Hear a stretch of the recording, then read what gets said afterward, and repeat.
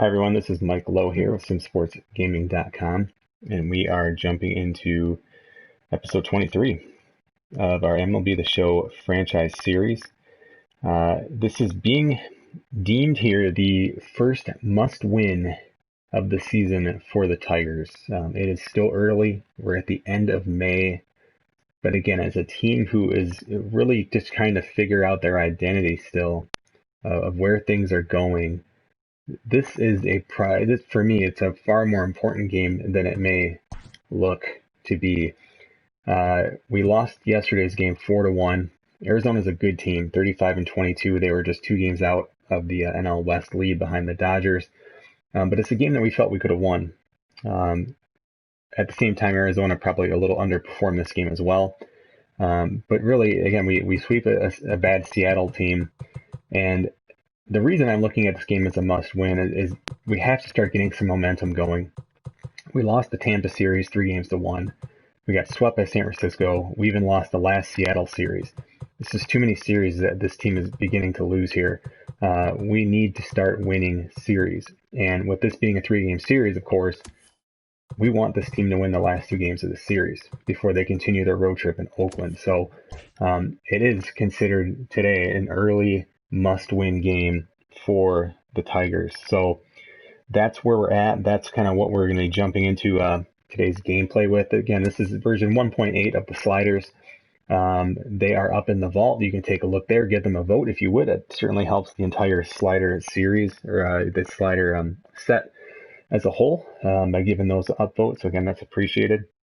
The details of those sliders are at operationsports.com in their slider forum for MLB The Show. I'm also starting to work on a new write-up for Sim Sports Gaming in regards to MLB The Show, and I'm kind of be doing like a top 10 needs for franchise mode heading into PlayStation 5 for this game. So if you do have suggestions, there is a post I put up on Twitter just now. Give me a reply there. Let me know what your ideas are. Let me know what you see. I'm assuming a lot of our ideas are probably going to line up, but what I'm hoping to do is try and consolidate some of these.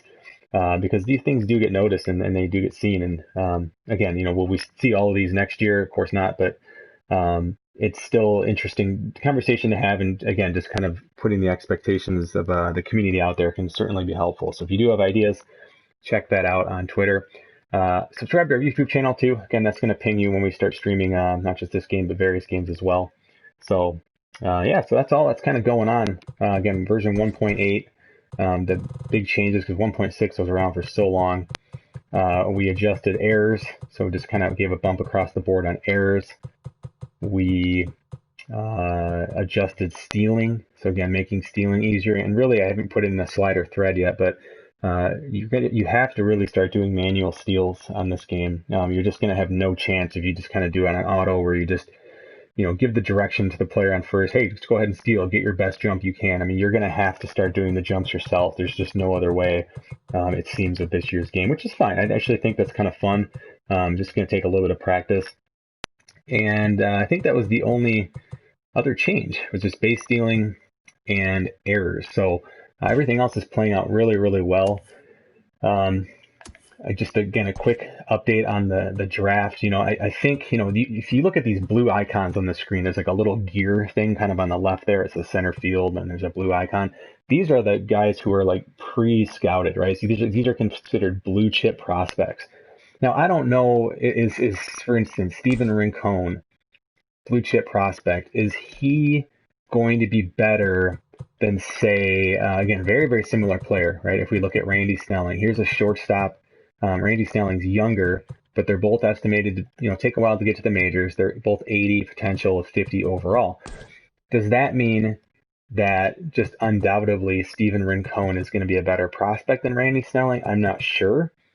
So again, it's nice, I guess, to maybe look and say, okay, well, we're going to definitely want to pick a guy with this blue icon, because I don't know. I really actually don't know whether that's the case, because like I said, right now, if I were to make the pick for hitters, this is the guy to me. I mean, this guy scouts out better than both of them. Yes, his primary position is first base, but I could see him playing just about anywhere. And truthfully, the Tigers are going to need a first baseman eventually. So This guy could play pretty darn soon. He could probably play right now. I just think he's a really safe pick, especially with low injury risk, which means he's going to have high durability. And that means that he can play even catcher. So if he has a decent blocking rating, I really think he could be a really good pick. So again, Charles Dawson, a guy we're looking at there, I think you could be a really, really good pick. If it's not him, and again, there's plenty of other hitters I like. I'm talking about number one overall. Like, there's some hitters I definitely would like to get in this draft. But if it's not him, there are a number of starting pitchers that I do like, but I just think some of these players honestly might even drop to the second round. We have the first pick in the second round. So, I mean, it's essentially like another late round first. I really think that we could probably still pick up some pitching. Not to mention the Tigers do have some depth at pitching. So Buster Driscoll's one of the guys that we're still scouting. As we saw yesterday, we did just start scouting Jonathan Maxwell. Again, not a guy I would probably take first overall, but there's going to be some talented players available with that 31st pick. So again, just kind of looking at options for there. So, okay, yeah, that's totally fine, Ryan. I kind of figured it might be tough. So, but yeah, what's going on, guys? So that's kind of where we're at. The draft itself is in just 4 days. So, I mean, it's here, right? I mean, this is why I'm just trying to get kind of the last second scouting out. It's going to be Tuesday or Wednesday, I guess. And I will do my best to stream that, I think, unless, I don't know, I'm kind of tedious with the draft. Like, it might be a slow thing. I don't know if it'd even be an exciting stream to do, but if that's something you want to see, go for it. Then, as I mentioned just a few minutes ago, if you have ideas about my MLB The Show kind of top 10 things that this franchise mode needs for moving into the next gen, let me know. Just go ahead and reply to that tweet. You don't have to private message it or anything. You can just put right in the comment, because that'll show if someone's already mentioned something. I don't need to have like 65 people telling me the same thing or whatever. So that would be super cool, because again, I want to work on that this week. And yeah, let's see what else. I guess that's pretty much it. Jordy Mercer. I mean, I might actually move Jordy Mercer down in the lineup a little bit. This guy has just been sick. He's been so good. I mean, he honestly might be better served to just be, like in the 2-hole, for instance. But gosh, I don't know. If it's not broken, don't try and fix it. I mean, it's just, this team is starting, we're hitting home runs, but we're hitting a lot of solo home runs, right? I mean, Cameron Maybin is deserving of moving up in the order. If you have over a 350 on base percentage for me, I want you in front of my power. I want you in front of the heart of the order. So he's the guy I want to get moved up. But the good news is we have a few guys like that, right? So really any of these guys. And so I guess it begs the question, like, should we,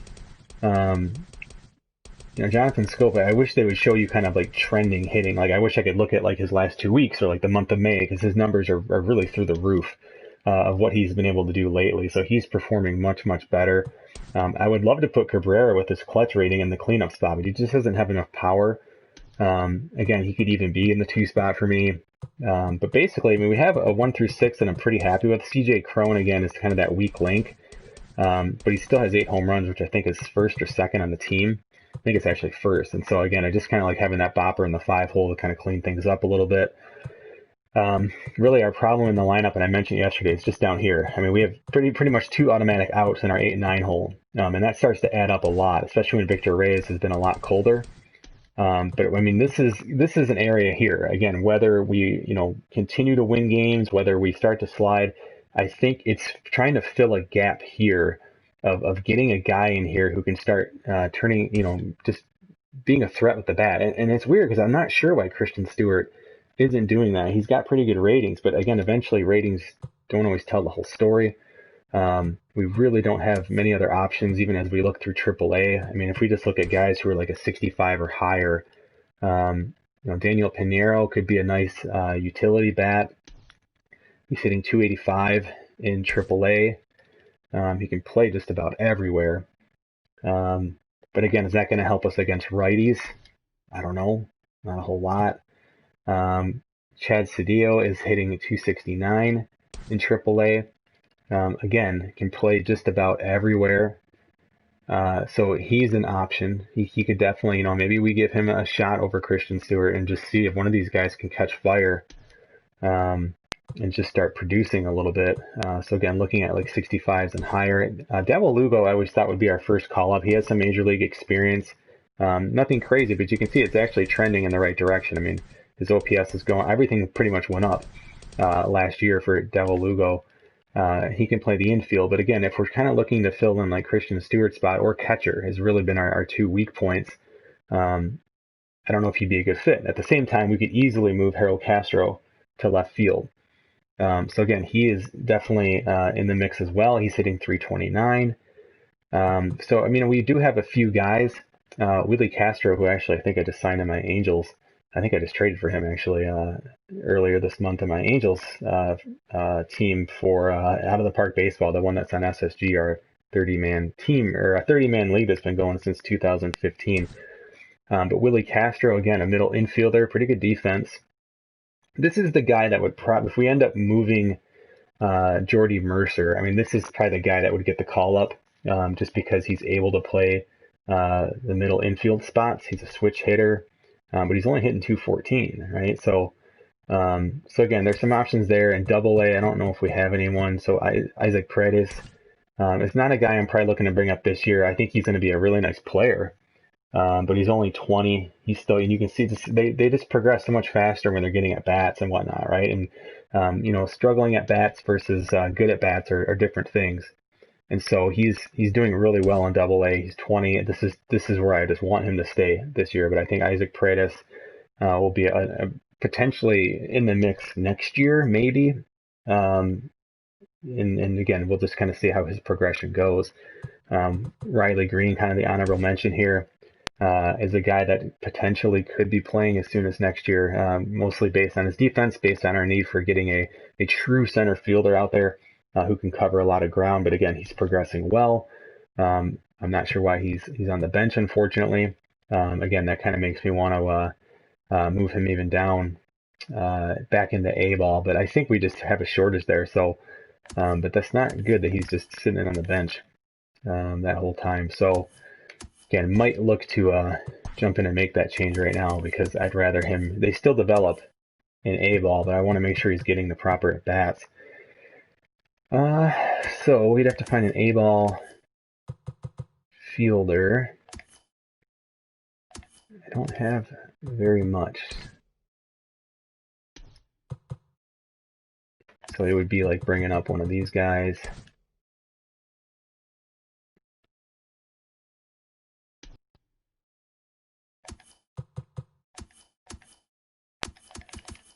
I'd probably just throw one of these guys up into AAA here. Probably Brandon Dixon.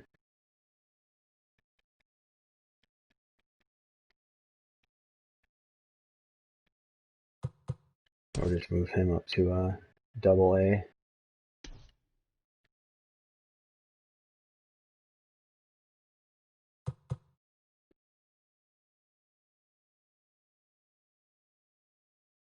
Yeah, I'll think about that. I'll give that another look later on. So yeah, again, that's all that's kind of happening here in this franchise. But I think we're ready to jump into gameplay. So it's going to be former Tiger Robbie Ray against Spencer Turnbull. Robbie Ray was the pitcher the Tigers traded to get Doug Fister. And so, I'm sorry, that's the other way around. We traded Doug Fister to the Nationals to get Robbie Ray, and then later moved Robbie Ray to Arizona. And so he's a pitcher who's done pretty well. But again, I haven't looked at him this year in this franchise. So let's go over and take a look at our opponent today, and Robbie Ray. So it's another lefty. I'm sorry, yesterday was Zach Gallen at righty, but it's Robbie Ray, the lefty today. He's going to strike guys out, it seems. Very susceptible to the home run. So again, Christian Stewart could be a good start for us today. He's pitched 28 innings, so again, a very small sample size. But if we just start to look at any trends that are emerging, he just hasn't been great. He hasn't been terrible against the home run. And he's striking out, but also walking quite a few batters. Performs better during the day, but this probably is a night game here. So again, that's who we're going up against here, is Robbie Ray. And then for the Tigers, it's going to be Spencer Turnbull and his 71 stamina. So we will give him the start. The only pitcher I'm really kind of messing around with doing an opener has been Daniel Norris. We've done it one game and it actually went pretty well. I feel kind of dirty doing it, honestly, because the AI teams don't do it. At least not that I've seen them, and they've done it like in an emergency situation, like when there's an injury. But yeah, so that's just something haven't quite made up my mind if I want to keep doing. It also, I mean, it was very effective, and it could have just been a fluky thing. It was a bad Seattle team we were playing, but Spencer Turnbull, just the grounded quirk, so it will help us against a pretty potent Diamondback team here. And he's been pretty good. He's 4-4 in his 10 starts, 48 innings pitched, 4.31 ERA. But looking at the advanced metrics, he's even better than that, 3.65 fielding independent ERA. Really, really nice job keeping the ball in the ballpark. Again, falling right in line with what he's done in his career, right? So again, looking at some of these peripheral stats, this is why I don't just go off of feel when I'm doing sliders. This is not when I just go off of like what drives me completely bonkers, truthfully, when I see people building slider sets around animations. To me, is like going to like a Disney on Ice show or something like that. I have no idea why you would base it on animations, but so again, just the stats falling in line where they need to be. His walks are a little up for his career, but again, that's not terrible. It's just not very good. And his strikeouts are trending upwards lately. Again, just having some problems earlier in the season getting strikeouts to balance out properly in this year's game, but that's no longer the case. So yeah, it should be it's a winnable game for the Tigers, but it's not going to be easy, and that's been the theme. You can see Spencer Turnbull also has he's on a cold streak, so that's going to impact him a little bit today. Yeah, I mean, we'll see.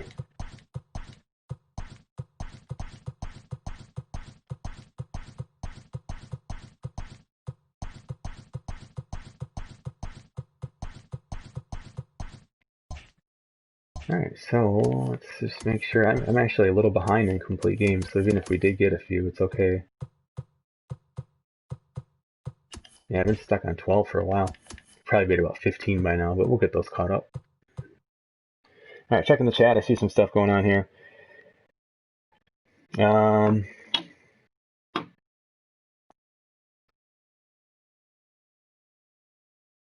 An average rating and an attribute. Yeah, so it's interesting, right? Because if you look at draft prospects, and I don't understand why the game does this, but when you look at a draft prospect, this is actually the proper setup for what MLB staff use for scouting reports. It's a 20/80 or 80/20 they call it rating scale, and it does not go up to 100. It does not go down to 15 or anything like that. It's just literally 20 to 80, as you see here. This was one of the features I think they introduced in last year's game, and I was super excited because I'm like, oh, that's awesome. Like, that's really cool. That's how the ratings really should be for a baseball game. For some reason, though, they don't use it here. This is a 100-point scale. So I'm not really sure. So normally 60 would be above average because, 50 and 55 is kind of your average on that 20/80 scale. But here 60, I would say, is a tick above average, right? I mean, so it translates okay, but this is just obviously a bigger range. And so the question from Kay was, what's an average attribute? I mean, average would be 50, I guess, right? 55-ish, somewhere in there. So like I would say Jordy Mercer has below average power rating. However, he has 6 home runs already this year.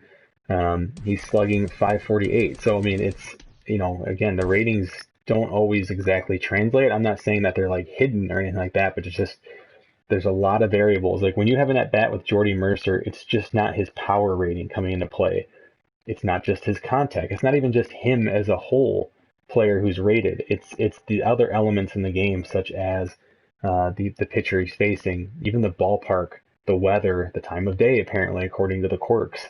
The user's ability to, do things like hit the meter, or the AI's ability to not throw a meatball. There's just so many variables. So that's where I think it's really important to not get hung up on some of these different things about like, oh, like what's happening, or you see all the threads on Operation Sports over the years about like comeback logic and comeback code. There's no such thing. It's completely nuts. And if you need any proof of that, let me just again show you my closer. So he's a 79 overall, right? An above average closer. He's solid, right? As we all know by now, he has saved every single game he's been in. I don't even know where to even see this on the screen because I don't think it shows you. Oh yeah, it does. 19 saves, 0 blown saves, 1 hold. There's no comeback code in this game. It's dealing with things like clutch. It's dealing with batting clutch. It's dealing with, again, just situational baseball. There's a million things that come into play. And it's not that he's invincible. I'm sure he'll end up blowing a save at some point. But that's baseball. It's not a comeback code. That's just completely nuts.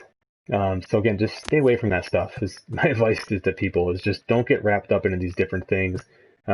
With all due respect to San Diego studios, I mean, you're giving these studios too much credit to think that they're like writing comeback code into their logic. It's just a whole other layer of development and tuning that would just make no sense to put in. That's just not how, unless there's something I'm completely in the dark on, that's just not how game development works, nor should it work that way. So again, there's my little rant for the day, as I tell my wife. Let's see. So Ryan says he had to step away. Let's see.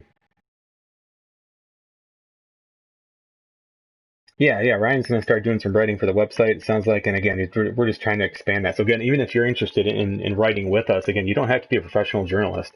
I'm not a professional journalist. I am pretty sure Ryan's not a professional journalist. There are things that you can still do to contribute to the community. The folks I worked with at Operation Sports when I was a writer there, we're not professional journalists. We're fans of sports gaming who just happen to be able to articulate a paragraph or two, right?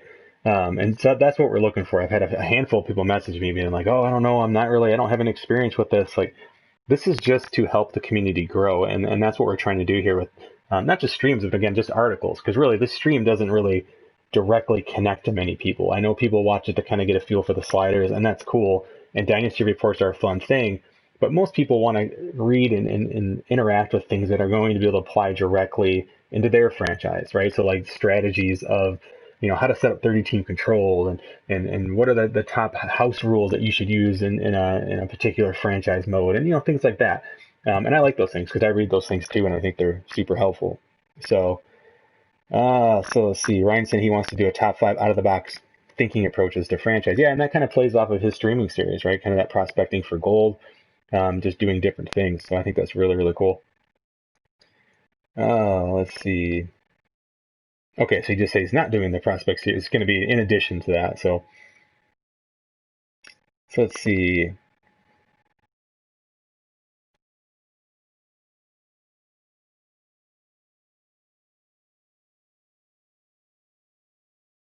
Trade ideas going out to the community for votes. I don't remember what that's about, Ryan.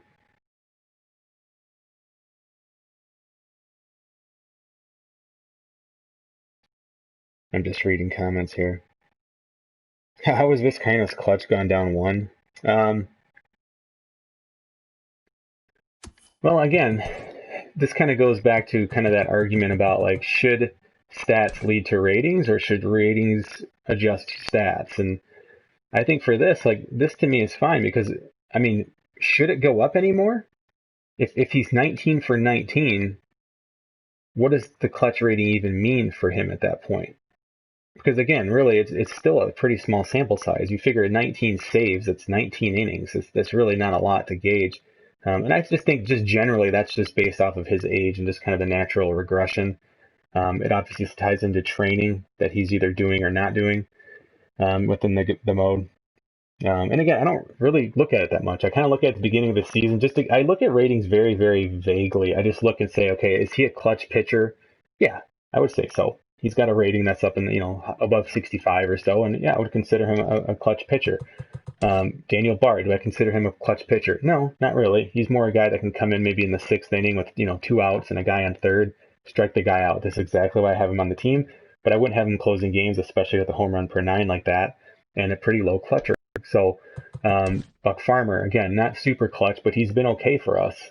He's been able to come in and do a nice job as a setup guy, but I don't always use him there. It's more of a situational. And again, situational usage here is what's probably allowed him to thrive. He's a good matchup with his 65 home runs per 9 in some situations, but other situations I'll still go to Joe Jimenez who has a lower home run per nine but a higher clutch. So again, just players that can complement each other can do that sort of thing. Even a player like Alex Wilson, who's kind of got like a little of each, right? He's got a pretty good home run rating. He's got a decent clutch rating.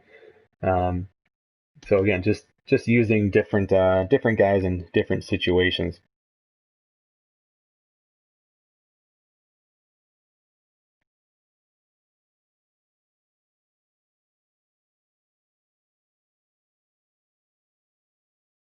So again, just checking the comments here to make sure I'm caught up and don't miss anything here. Oh yeah. So posting, yeah, I see what you're saying. The community voting. I thought you meant like I put out a vote of who I should trade for. I see. Yeah, that community voting thing I talked about a couple streams ago or so, where you could submit a trade, and this is an idea I had for a franchise, but just submit a trade to the community. It's almost like a trade vault, right? You'd submit it up there, people could go in, and you would kind of designate the team that you're a fan of at the beginning of the season, and you could vote. You could vote on any trade, I guess, but it would be very heavily weighted towards, like, I would register myself as a Tiger fan. So as someone's going through their franchise, they would submit a trade to the community, and you'd have whatever you want to put. You could put an hour vote, you could put a 3-day vote, but I could go on there from the Tigers' perspective and say, okay, would I do this trade? And I'd say, yeah, that's a good trade for the Tigers. And again, keeping in mind, like, you'd be able, it should automatically extrapolate like where you're at. Okay, it's the 2020 season, you're 6 games below 500 or whatever. Okay, yeah, this makes sense. And so you could get an idea and give a vote. And then what would happen is if you had enough positive, and you could do whatever you want, your franchise still, but if you wanted to kind of do it this way, you would get the approval from both fan bases. So say you're making a trade with the San Diego Padres.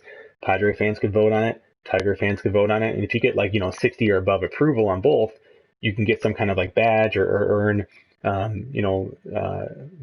whatever it's called, stubs or, something like this. Again, within reason, because otherwise you get at people just getting stubs like crazy. But I don't know, it's really hard to rig it when you're talking about a whole community being involved. So again, that was just an idea. I thought that would be kind of cool. It's sort of similar to how they had those threads on Operation Sports that talk about, like rank my trade or, give me feedback on this trade. Would you do this sort of thing? And then those are super cool.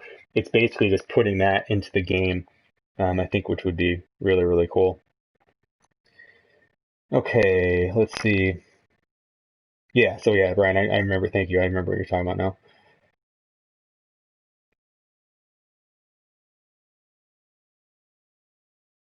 Okay. Well, I think we are ready to jump in here. 26-31, so we're back to 5 games below 500. It's a big game. I'm going to really, really try and focus here, especially with hitting and whatnot. So if I'm quiet during those times, maybe Ryan can help consolidate some of those comments. So Spencer Turnbull is already tired, unfortunately. Man, this game just makes it really tough for pitcher stamina. When you have a guy at 71 stamina, that's tricky. So now what I'm giving some consideration to is, do we want to go with an opener today? But I don't think so. I think we're just going to kind of go with it, and it's just how it's going to be. Oh, by the way, so bullpen, this guy, had the day off. Most guys had the day off yesterday. Daniel Bard pitched a lot, but bullpen looks to be in pretty good shape. So against lefties, we mentioned even though Cameron Maben doesn't hit lefties all that well, he's still holding a 359 on base. I haven't actually looked exactly at what his versus lefty stats are, but let's do that. I'm actually curious to see. Because again, getting guys at the top of the order against lefties is something we need to take into consideration. So I don't know if it actually shows you like on base against lefties.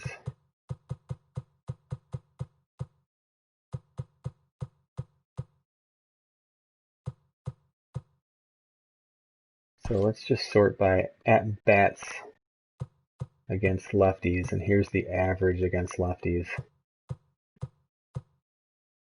And again, unfortunately, we can't see the on base. See, there's just not many guys who are doing well against lefties on our team at all. But again, usually have a much, much smaller sample size. Much, much smaller sample size Let me just do one quick look here at Arizona, because if we do want to do a spot starter today, let's just kind of look at what their general lineup is. So no DH. I mean, they use the same lineup pretty much. So just kind of looking, I mean, it would be nice to bring in, a lefty to start. But then again, he's better to be against a righty, so is he. So again, starting a righty is probably what we want to do. A lot of power.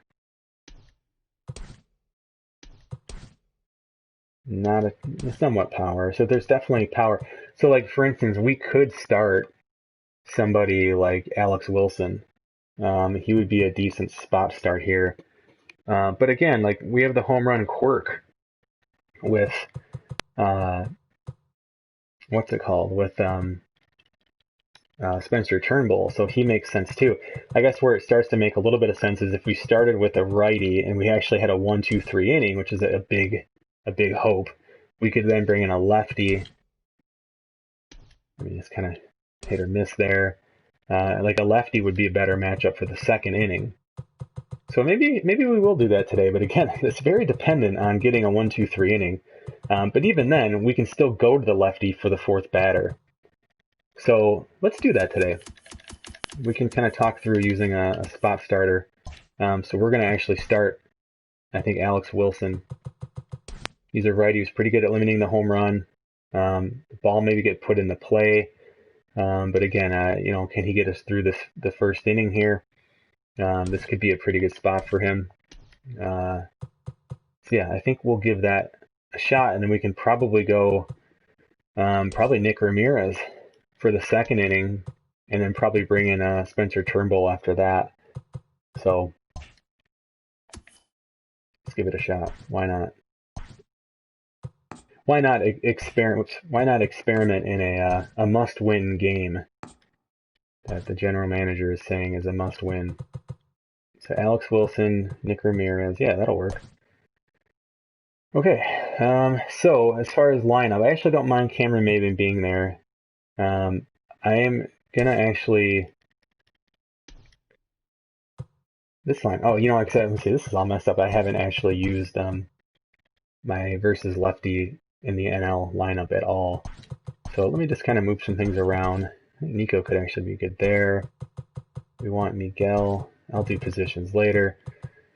We also have Cameron, who can be in the mix here, but this is gonna be Jonathan Scope and then Cameron. See, I would rather put Cameron Maybin there. I definitely like that top five.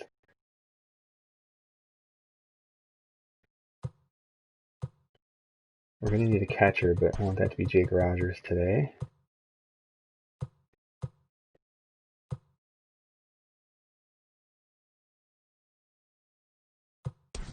Harold Castro, I mean, he probably could still play if we need it. And Victor Reyes can play, but it might be best just to give him the day off today.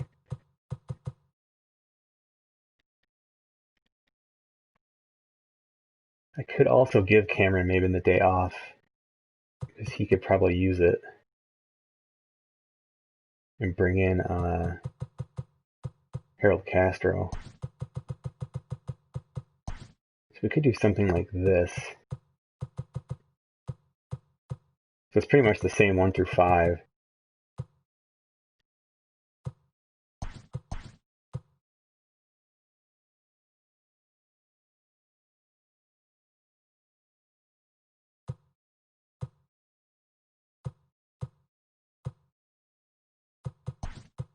Miguel has to play third. See, I can't have Candelario in the lineup then, because we're going to be short a spot.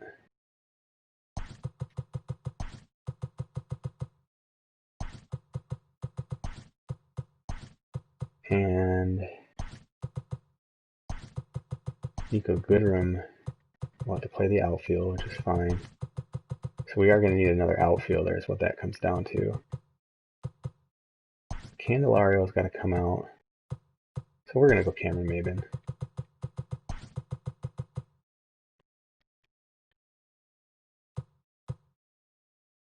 God, who do I put in the 2-hole? Castro or Cameron Maybin? Again, he doesn't hit righties all that well.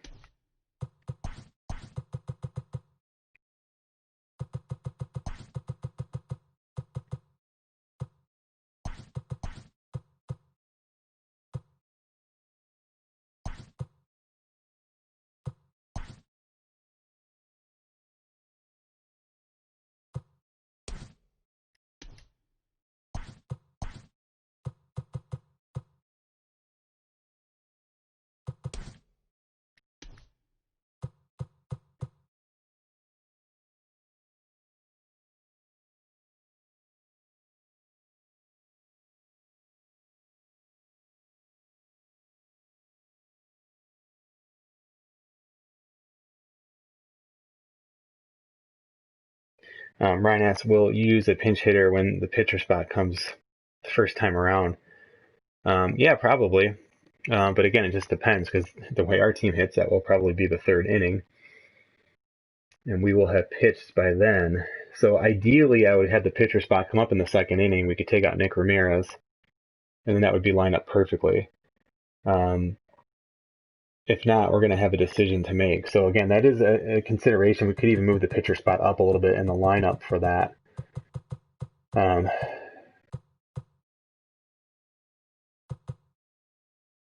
Because like if we were to, I mean, I was gonna say we could like move it up to the 7 hole, but I don't think I want to get too crazy with that.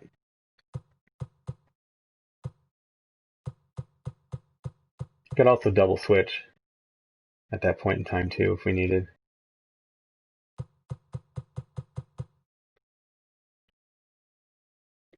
Yeah, there's a lot of things you could do, because you could start like a defensive player, knowing that he won't even take an at bat, and you could do a double switch later on or something like that.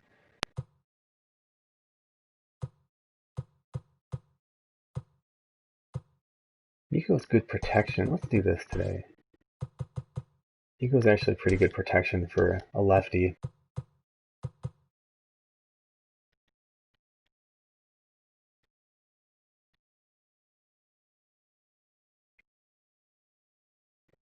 I think I'm good with this lineup here.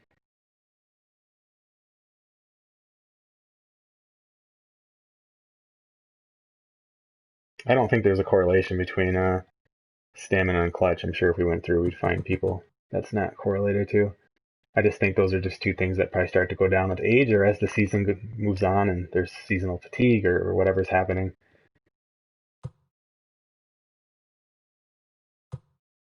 It's just weird. It's the first time I've ever done an NL lineup, so that's why I'm really just kind of taking my time to think this through, especially as you guys mentioned, having an opener today and how that impacts things.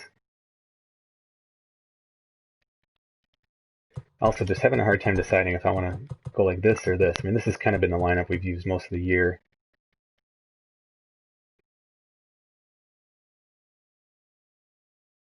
So yeah, I'm going to keep the lineup like that. Now I'm just deciding if I do want to move the pitcher spot up at all. Like, it wouldn't hurt to actually put it here, just because I'm not going to be able to take out Jake Rogers. We only have 2 catchers.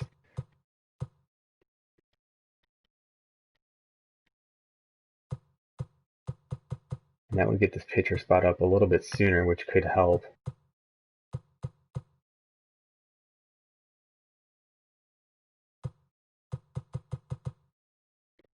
I think we're going to go like this today. Let's do it. Everything's been a problem for CJ Cron this year. He's just got to get around it.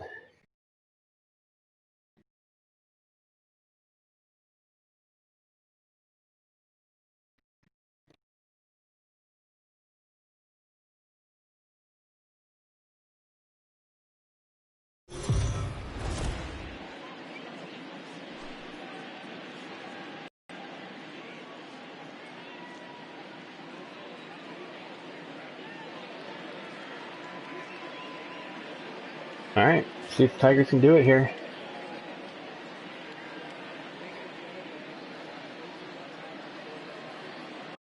Let's go in and adjust these sliders real quick.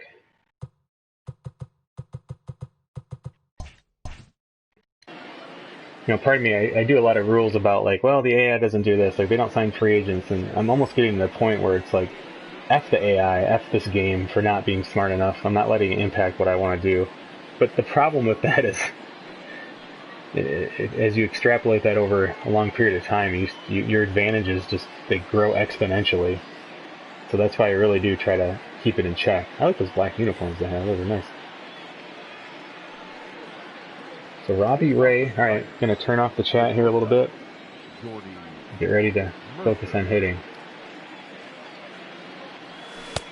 Ball one, no strike.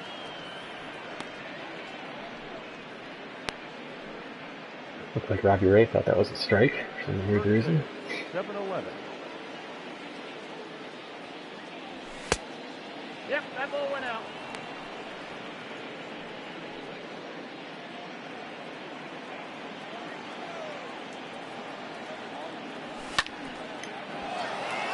Jordy Mercer, not catching that one.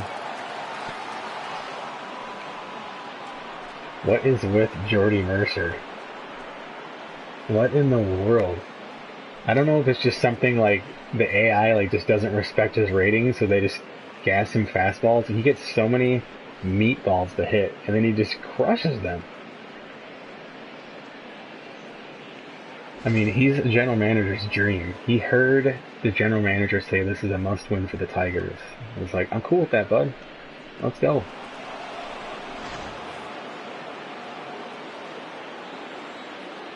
Batting second, the left fielder, number 30. Here I'll look for something a little low in the zone.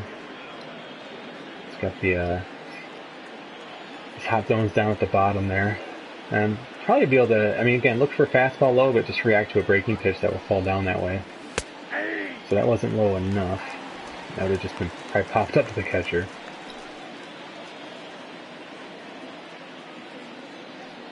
We said Robbie Ray was susceptible to the home run, though. The count is 1 and 2. We talked about that going in.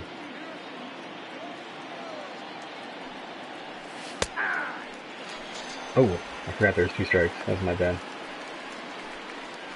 That's alright, I wouldn't have probably hit that anyway. Batting third, the third baseman, number 24, Miguel Cabrera. Outside, that's a ball.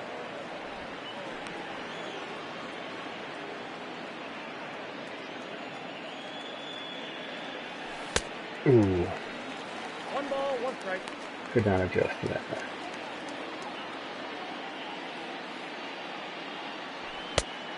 We got 2 balls, 1 strike.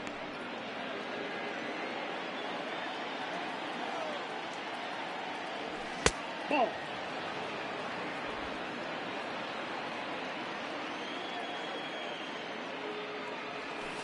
No, ball 4.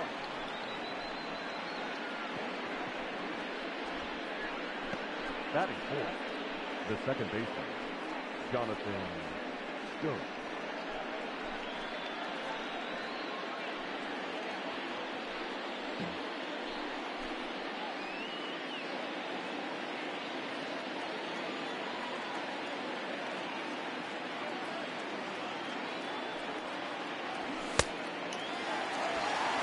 Count.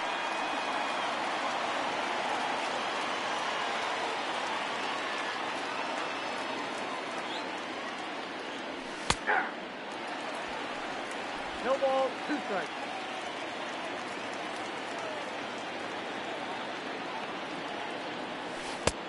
One ball, 2 strikes.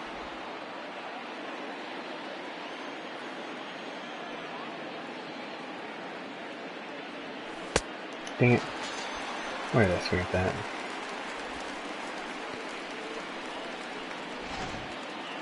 That is fifth. The first baseman, DJ Lowe.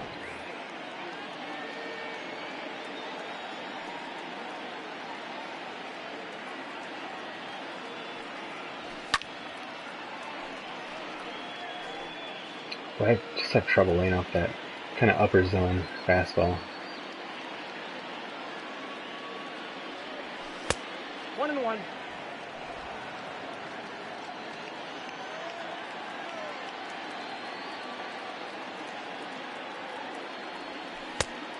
Two balls, 1 strike.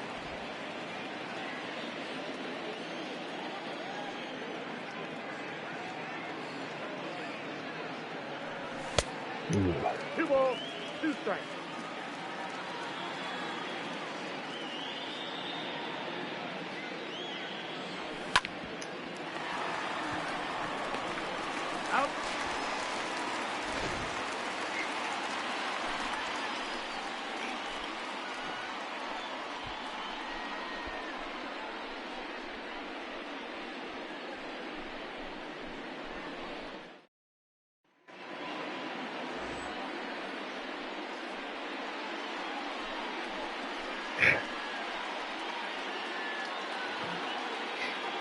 It's a spot start here for Alex Wilson. Gonna just start as an opener, pitch the first inning.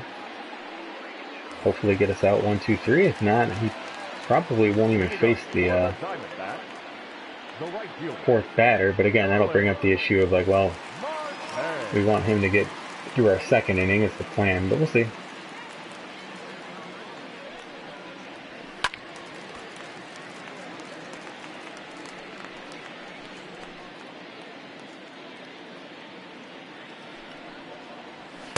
Ball one. Get down, 1-1.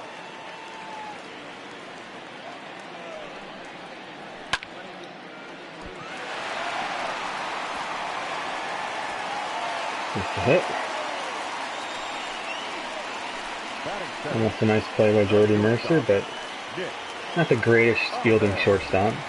Some guys will bring that in, some guys won't. And again, game of inches, we talked about it yesterday, right? It'd be nice to get that first out.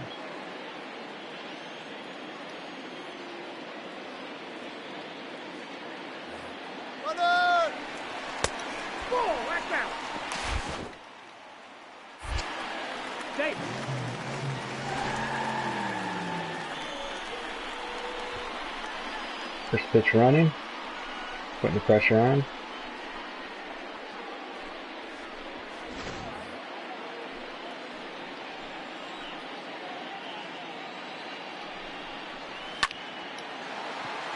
Nope, that's 1-1.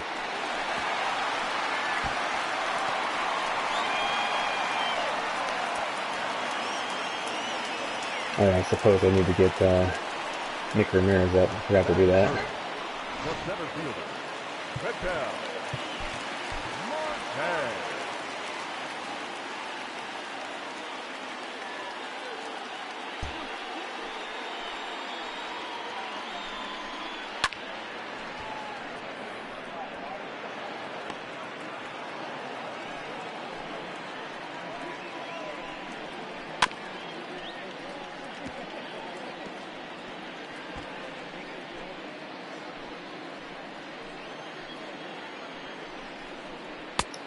One ball, 2 strikes to count.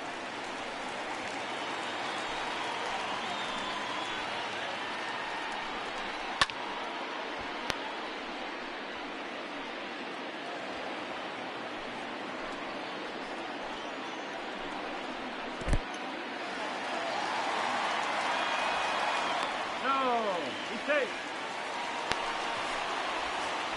Jake Rogers. Boy, we really need to get some better options at catcher on this team. We got full count.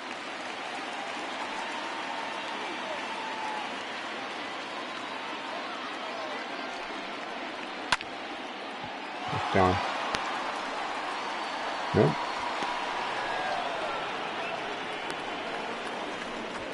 He beat it. Safe. Batting fourth, the left fielder, Denzel. Boy. Again, it's just a huge difference, right? That catch that Mercer didn't make at shortstop. Really, it changes the whole inning. We saw it yesterday. Now we have a decision here.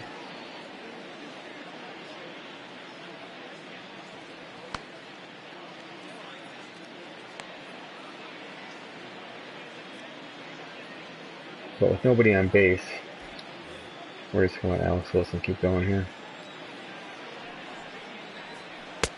1-0. I used to use David Peralta a lot in Diamond Dynasty. He was just an awesome situational guy, pinch hitter.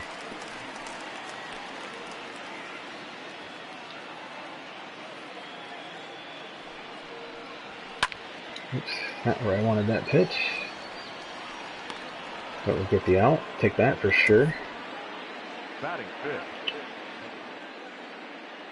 It's a good team. Scoring runs, they score them quick.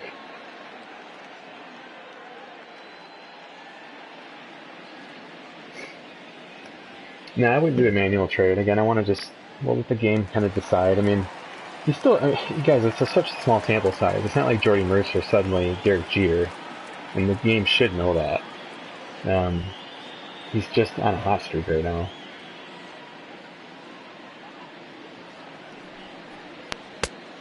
Inside, ball one.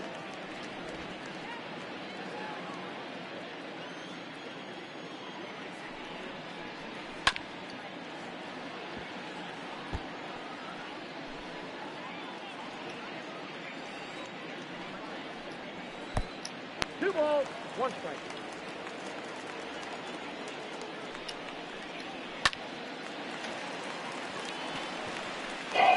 Alex Wilson didn't pitch as bad as it probably seems. Again, that's a tough play for Jordy Mercer to make, but had he made that play, it'd be a whole different inning, really.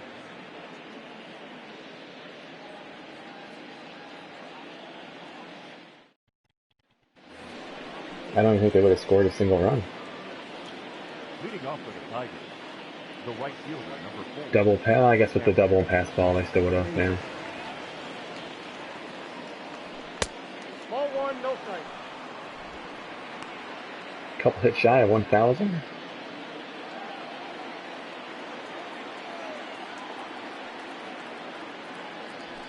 Ball two. 2-0.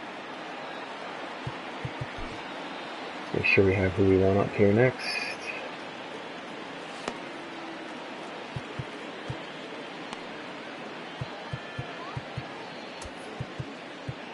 If we get the pitcher spot up, I can bring in Spencer Turnbull in the second inning.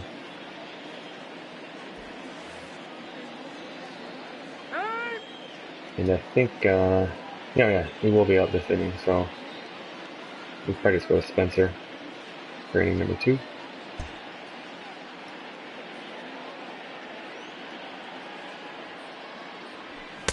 Ooh. Count is 2-1. That was a slow fastball.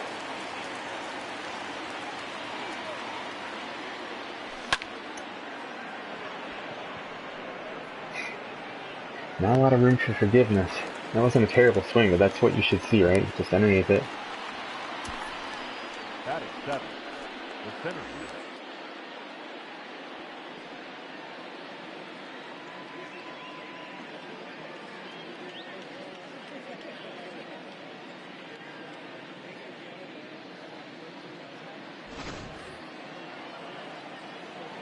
Best defensive team in the NL, at least, 0-1.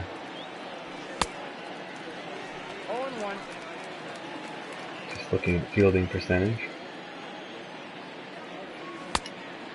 Good grief. What am I swinging at? I keep thinking those balls are dropping way lower. I got the count 1 and 2.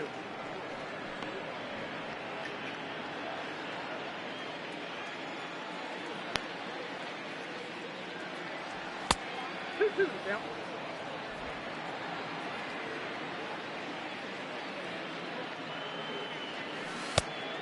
Full count, 3-2.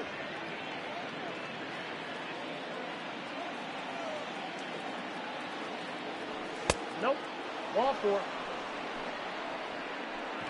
It's a good comeback at bat there for Nico Goodrum. Batting 8, the pitcher, number 31, Alex Wilson. That brings up the pitcher spot. Here's a little pinch hit.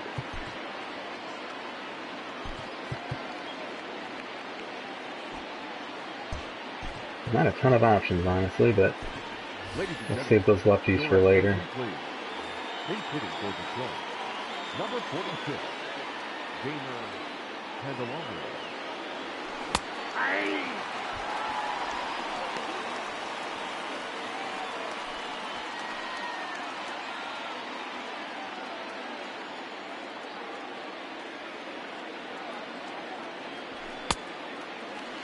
Out in front of that one.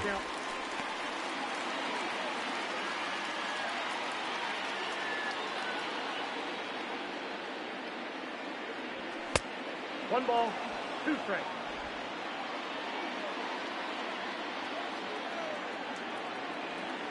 Runner, runner, runner. That's the ball. I got the count 2 and 2.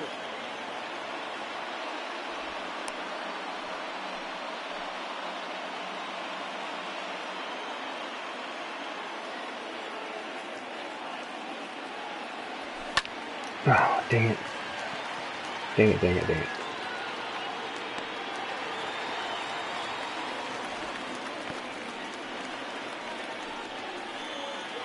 Batting ninth, the catcher, number 34, Jake Rogers. He's safe.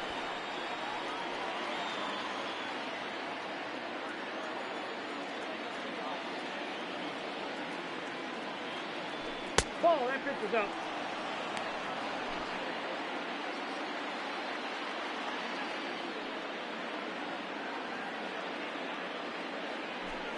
Yeah.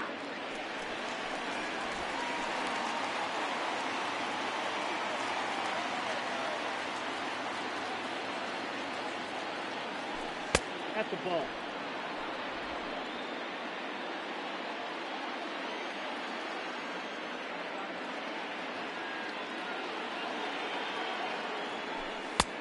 Ball, that's outside.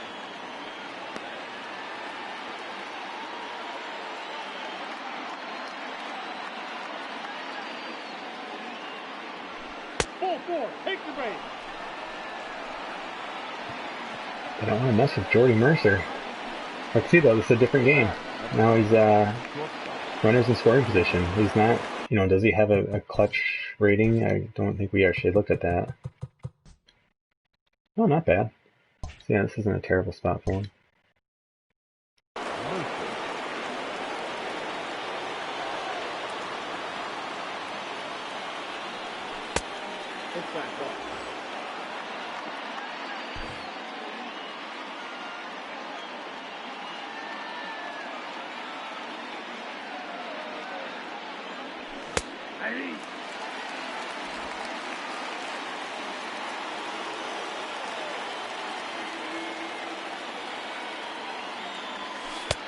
Oh, that's it.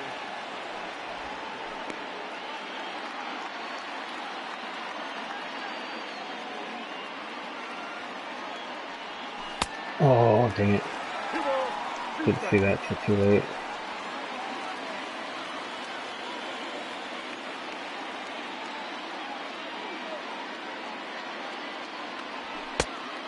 Full count, 3-2.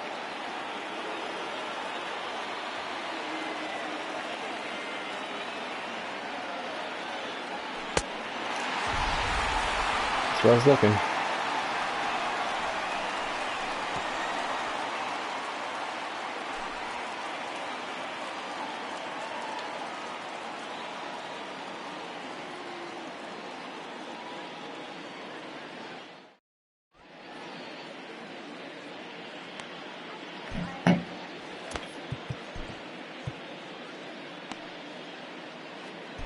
Your attention, please.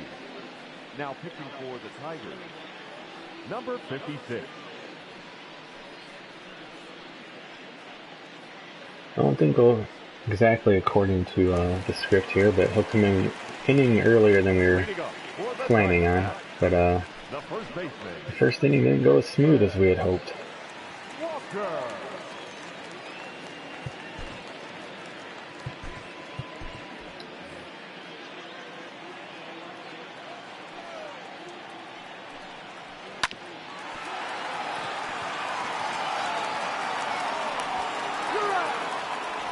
That's a nice play. Batting second, the catcher,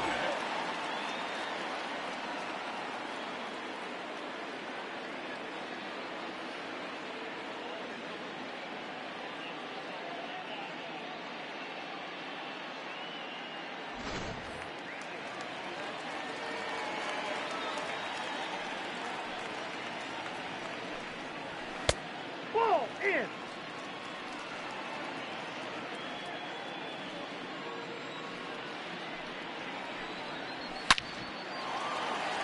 Yeah, Miguel's not going to get to that.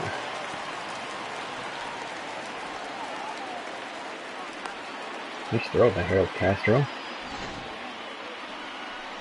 batting eighth, the second baseman, Joseph Haro. Oh, yeah.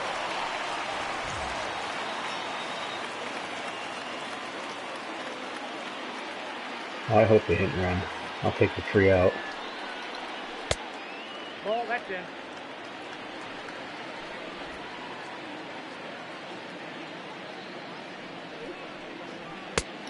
Two balls, no strikes.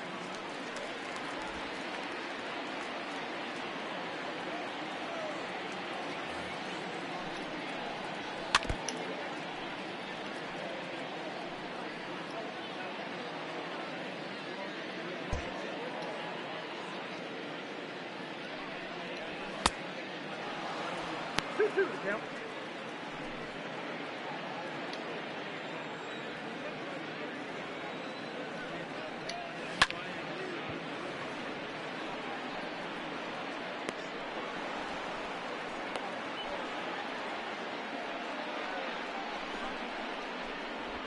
Batting ninth, the pitcher, Robbie Ray.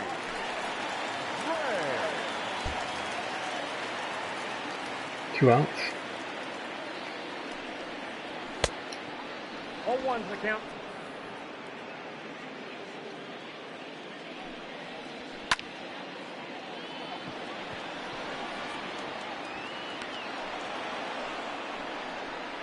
All right.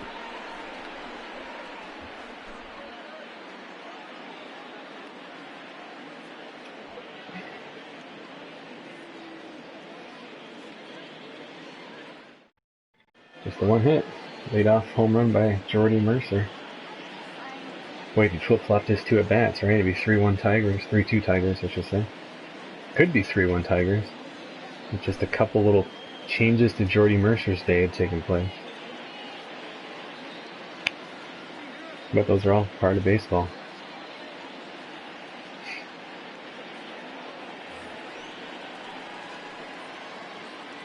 Leading off for the Tigers, the left fielder, Harold Castro.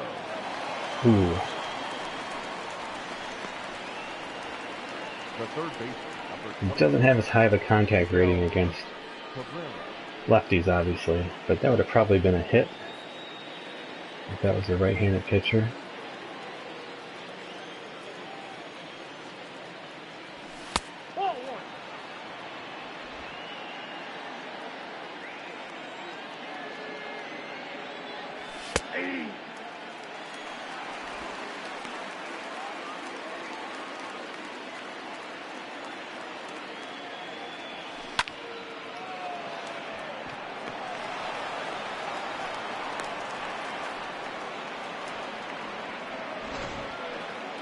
So Cabrera's on twice today, a walk and a single. Jonathan. Good.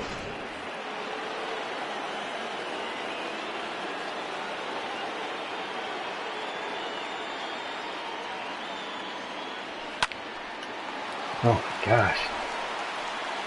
Just making all the plays today. Up next for the Tigers, the first baseman, TJ Crone.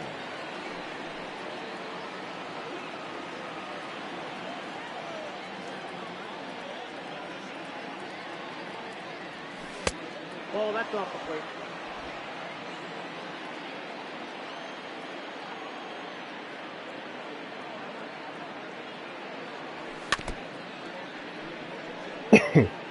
Excuse me.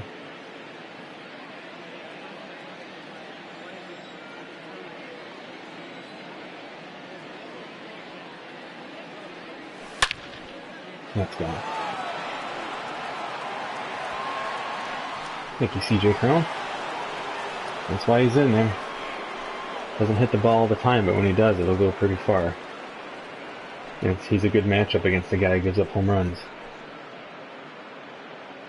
I think that was just a slider. Just kind of came over the middle of the plate, slightly low. I think. Something that had a little break. I just put a little hiccup in my swing on that. Hit that far. So let's see that pitch there. Yeah, it was a slider. The right fielder, number 4, Cameron Maybin. Another one. Ooh, that was a knuckle curve though. Same spot. I don't know if I swung late at that. Yeah, too late and just not a good swing. I got 1 ball, 1 strike.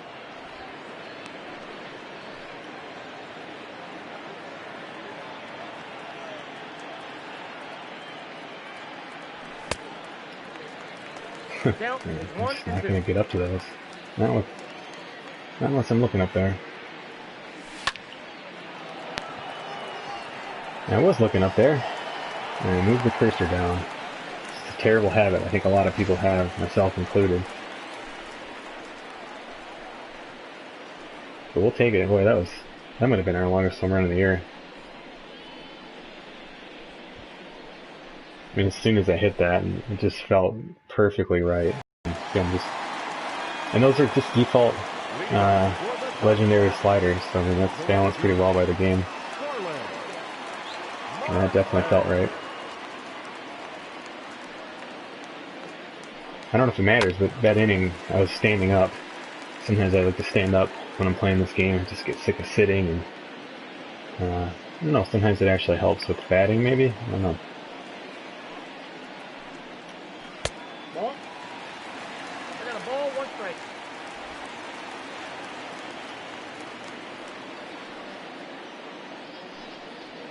I still find it hard to believe that, like, with the success of the Nintendo Wii, I mean, how long ago was that? Like, the Wii Baseball was so good and so responsive. Like, I'm kind of amazed that you still can't do that with this game.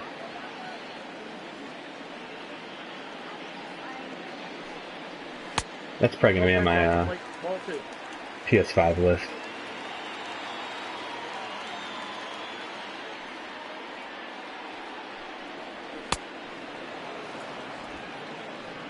I have a little golf setup in my backyard, like, and it does that, right? It tracks your swing, and I mean, so like, you could easily do this, not just with a bat, but even pitching.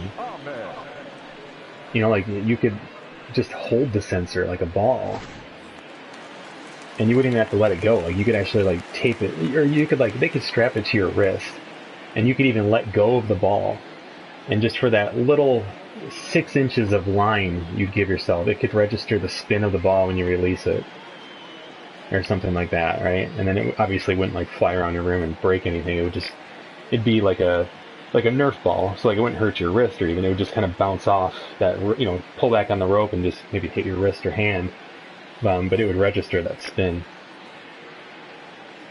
I just hope I remember that when I go to write this article, but that could be really cool. And again, like, it wouldn't have to be like, oh, like, you didn't develop the major league caliber spin on your curveball. Like, obviously, like, it would need to be done way, way, way down. And you could set it to however difficult you want it to be. But it'd be a cool way. I mean, shoot, you could have kids learning how to throw sliders and curveballs, with the caveat that you could also have them tearing tendons in their elbow. So, just put a little waiver at the beginning of that game. Mom and Dad. Ball, that's inside. But, yeah, again, there's different ways you could do it. You know, something I would probably recommend, this again for safety, is like maybe you only do it with your closer or something like that. You know, it comes in and you're going to close out the games. I mean, think how cool it'd be in Road to the Show.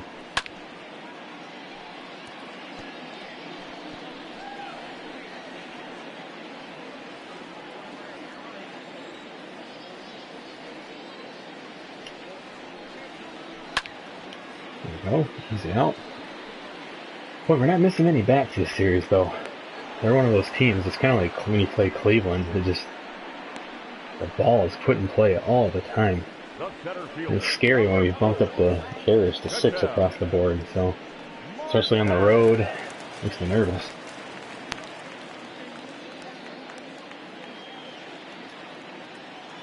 Just checking out the chat here really quick. Just take a quick time out.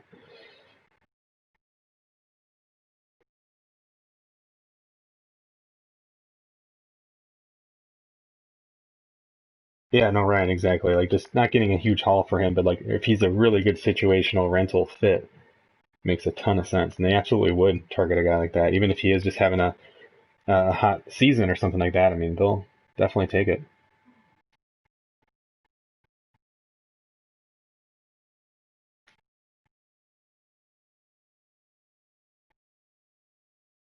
So Top Cat saying back in '74 he played rookie ball. Nice.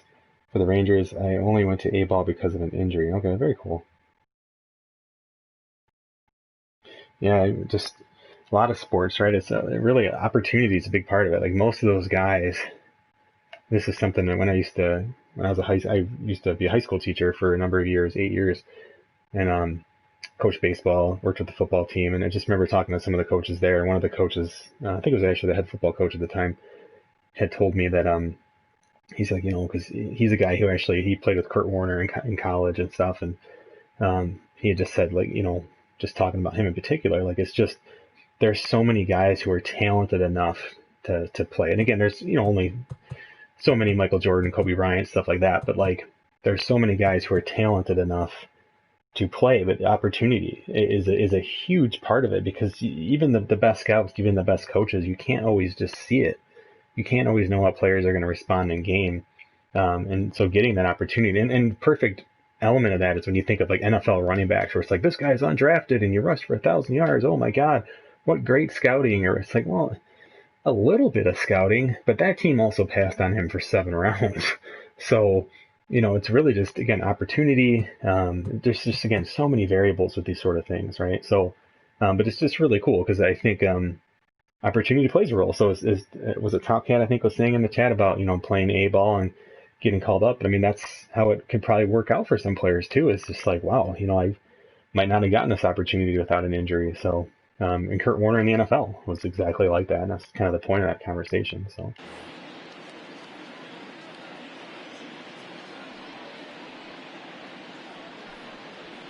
Let's go Tigers.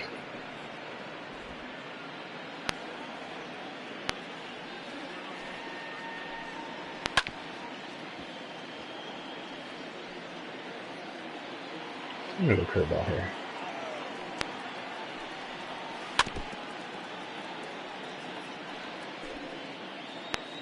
Just looking at Kettle Marte, he hits everything, so just got to be careful here. Sticking with your best pitch. There you go. Sticking with your best pitch, your most confident pitch, is always a good option as long as you're not being too predictable with it. So that's what we saw there. Spencer Turnbull just feeling good at this fastball. It's his best pitch. Just throw it. Leading off for the Tigers, the center fielder, number 28, Nico. Nope. Goodrow. Count 1-0.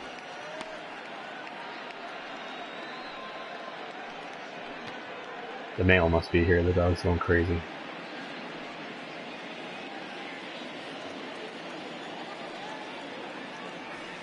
Look out, 1-1.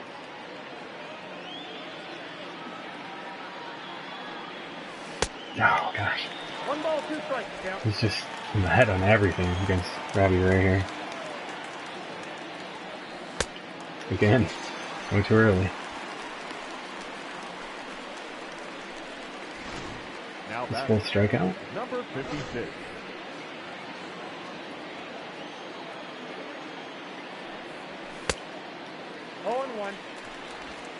Usually don't let pitchers rip on the first pitch, but I mean, right down the middle.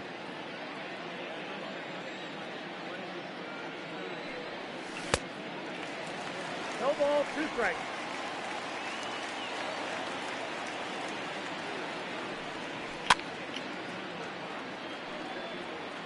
Contact swing there for the rest of the at-bat, really. 1 ball, 2 strikes.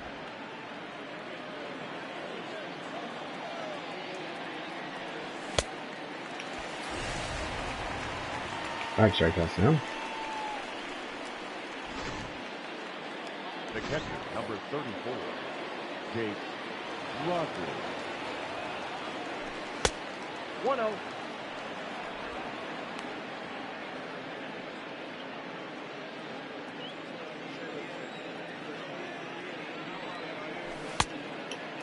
One and one.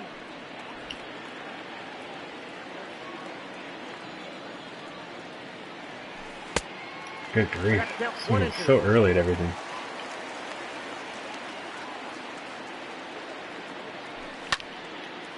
There we go. Smacking it. It does get down. So just take a little off the swing there and try to put it in play. The bat, the shortstop, Jordy Mercer.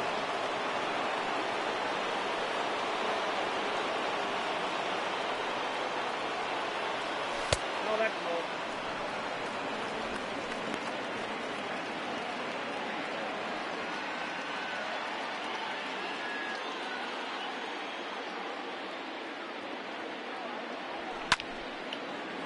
That ball's foul. If we do trade Jordy Mercer, I mean, we got to keep an eye. We got to make sure he goes to playoff team. We've got to keep an eye on him, see what he does. The count is 2-1. He'll probably just regress and hit 219 for them. That's ball 3. Ooh, I wanted that ball to come into the zone so bad. I love those hanging sliders.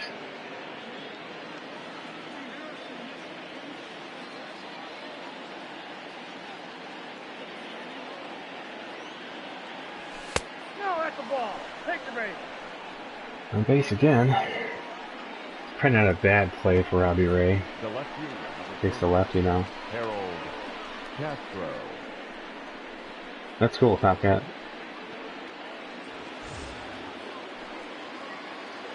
I'll have to read the rest of that story here in a little bit.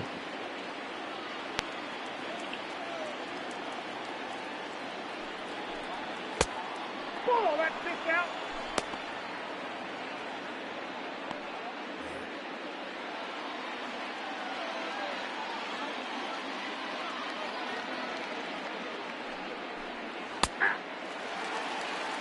We got 1 ball, 1 strike.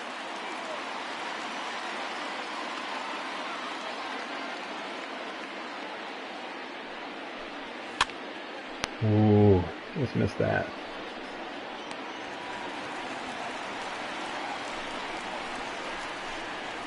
Hey, we're making it tougher on him today. Much better game today. Why would they replay that? Going to a commercial break. Hey, everybody, real quick, let's take a look at that. Pop up to the catcher.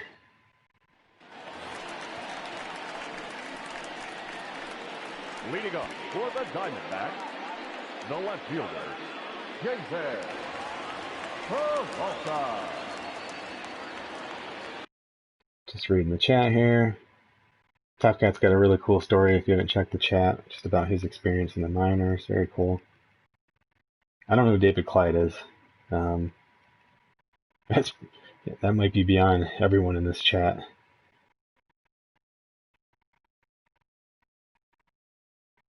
Yeah, I agree with that about Mercer. Maybe a B prospect if we're lucky, maybe a couple C's. Oh, you're fine, Top Cat. It's interesting stuff.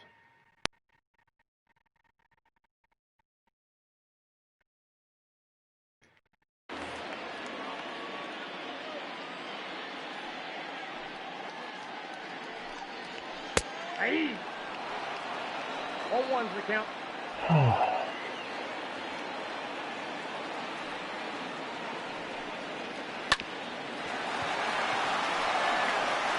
Definitely lucky to hit your spots against a good hitter like that. He just crushes righties, so not to put pressure on you when you're pitching, but I mean, you really want to focus and try to do that because that ball could have been in the gap. Instead, it's a ground ball to second. Could have been a home run.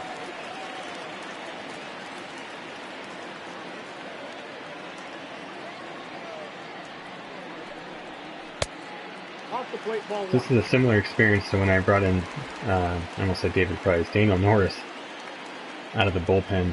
I don't want to jinx it, but they seem to pitch pretty effectively out of the bullpen. But again, that's an incredibly small sample size. I wouldn't even call it a sample size. The count, 2-1. And again, still very early against a very good team, so I definitely don't want to jinx this. Hey! 2. I got the count, 2-2.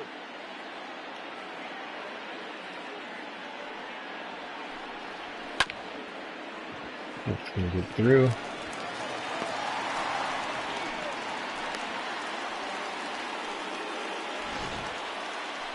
Up next for the Diamondbacks, the first baseman. Boy, this is a good pitch, too. Just had enough power. Walker.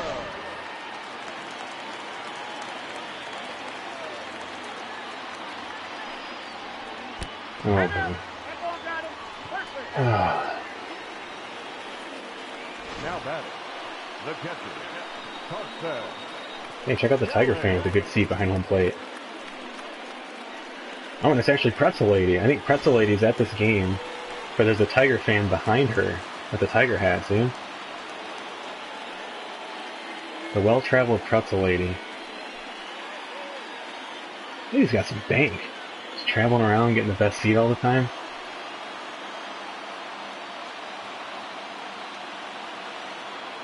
Well,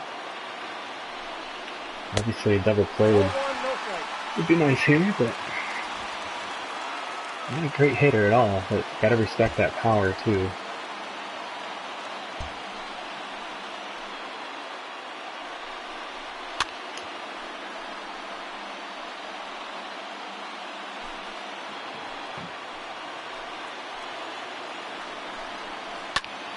Oh, please get foul. Thank goodness.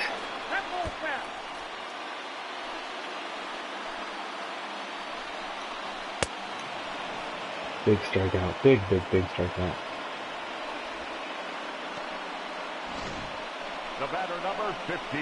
Wasn't even a good pitch. Definitely don't want to leave it there, but that low contact rating helped us out. So he makes contact, he can hit it pretty far. Robbie Ray's on deck. You could consider walking the bases loaded, but they've had their bullpen up already. So we're just going to have to go after him instead.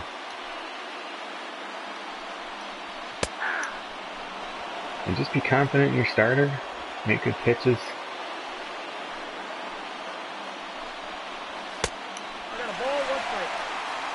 Good miss.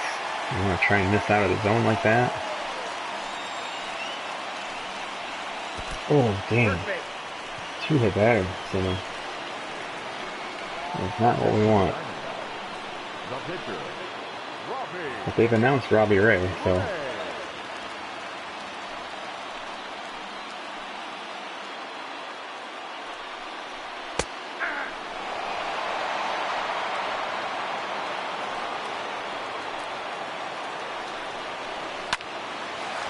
Oh no, are you kidding me? We've pretty much gotten 5 outs this inning. Now they got the top of their potent order up with bases loaded. Oh goodness.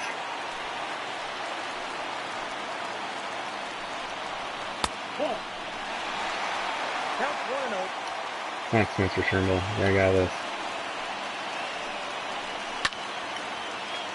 Uh-oh. Uh-oh. Oh, wow. What a killer inning. He has that home run quirk, too. What a killer inning. Thought that was an out when he hit it. That's 5 runs that should not have been scored. None of them. None should have been scored. Hit batters. A single by the pitcher. Wow, that's pretty deflating.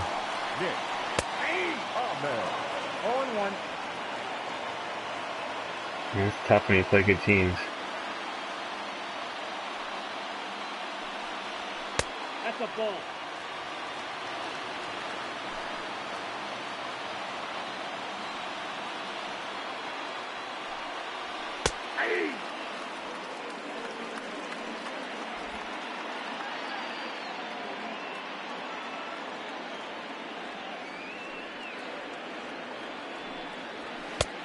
Two balls, 2 strikes.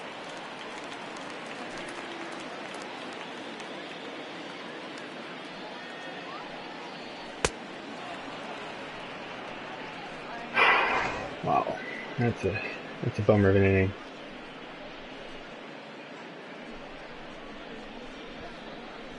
I wouldn't even call it great hitting. It's one good hit.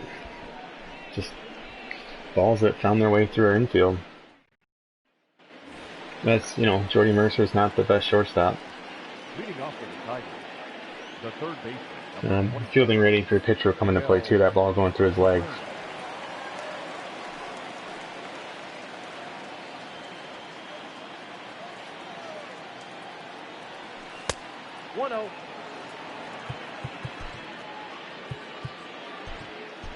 Oh, I probably won't make a change just yet, but in case we feel the need, get a couple guys up. Try to start chipping away. The count 1-1.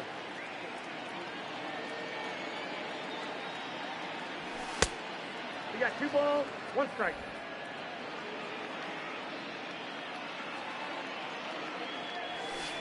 Ball, that's down.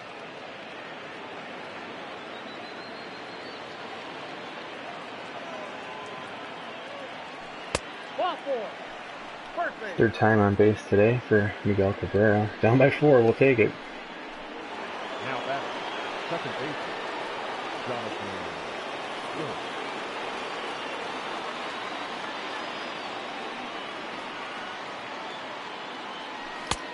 Ball 1, no strike.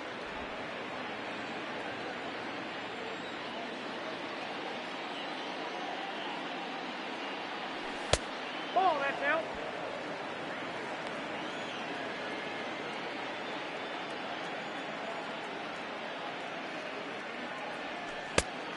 Three balls, no strike.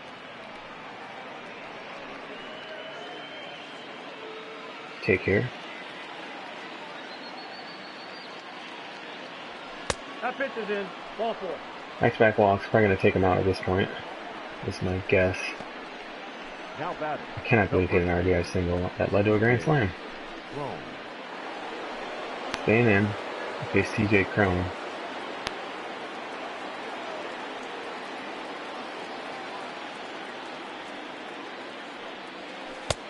Nope, outside.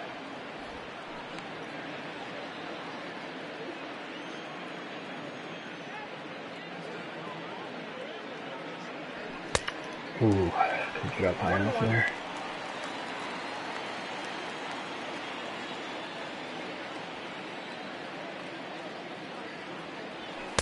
Too high. Ball.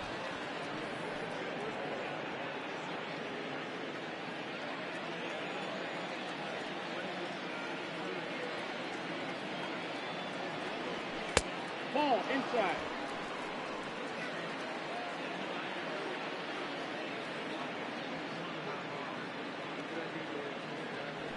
Three and 2.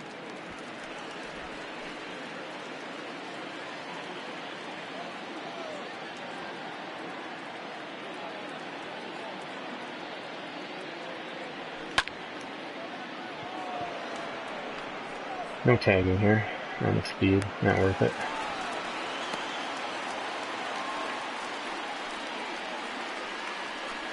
The right fielder, number 4, Cameron Mayday.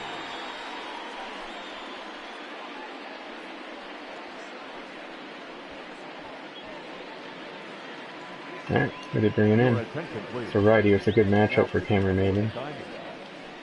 Number 29. The righties actually hit him a little bit better, so. Kelly. Ratings are pretty bland. Or Spencer Turnbull's ratings. Yikes. Merrill Kelly, yeah, not great, not terrible. No quirks. Pretty standard stuff. Could be lower in the zone there with that sinker.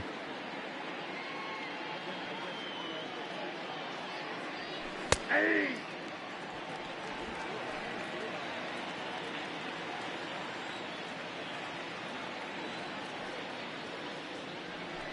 Ball 1. 1 ball, 1 strike.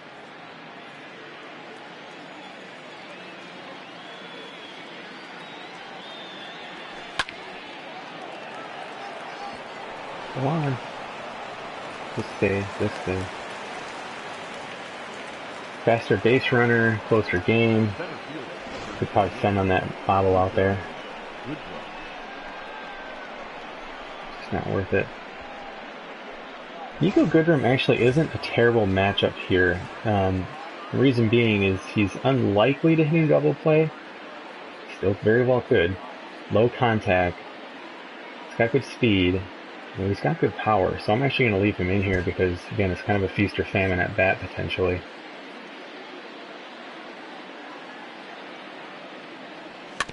Oh, dang.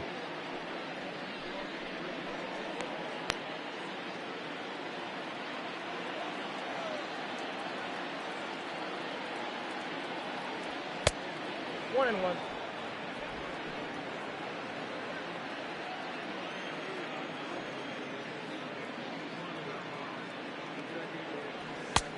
Ball inside.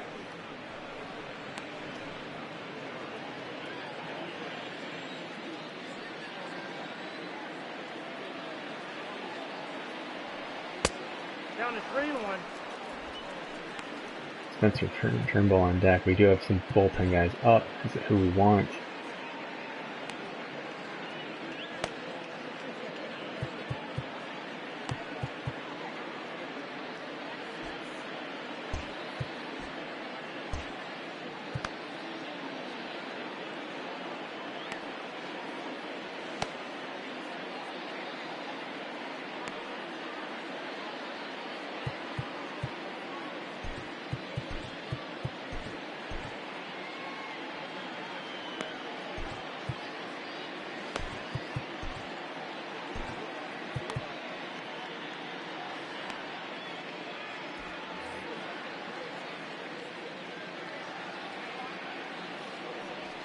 That's ball 4.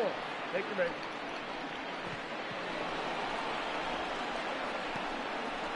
The batter, number 56.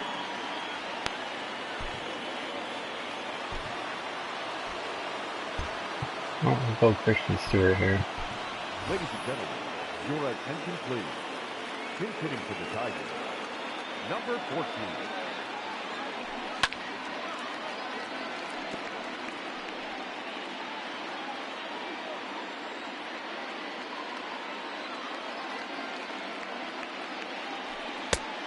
No, inside.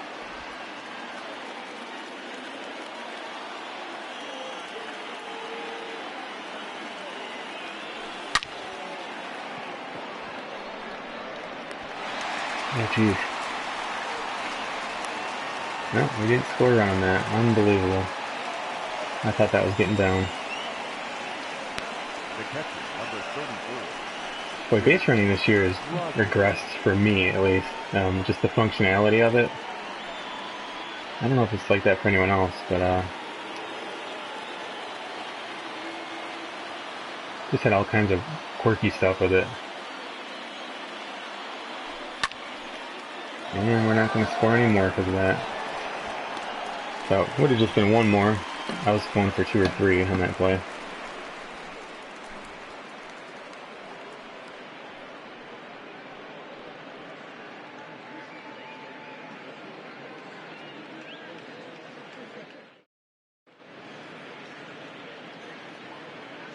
And I like having the control of it.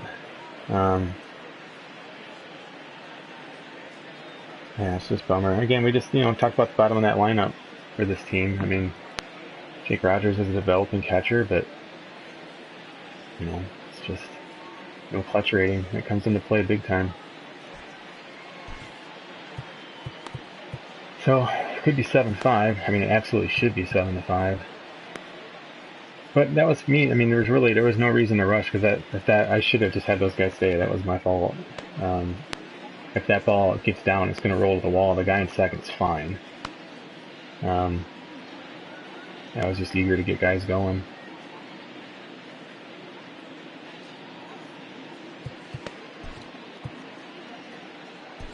Your attention, please.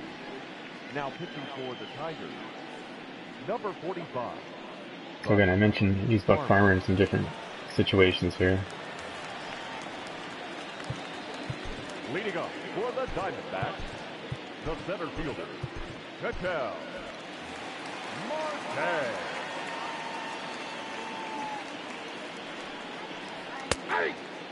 But yeah, it's just those runs start to add up, right? We go back to the first inning, Jordy Mercer and not making that one play, which is understandable. That led to an extra run. An RBI single by a pitcher, that's 2 runs. The grand slam after that, so that's 6 runs. So we should be up 5-1, right? But we're not.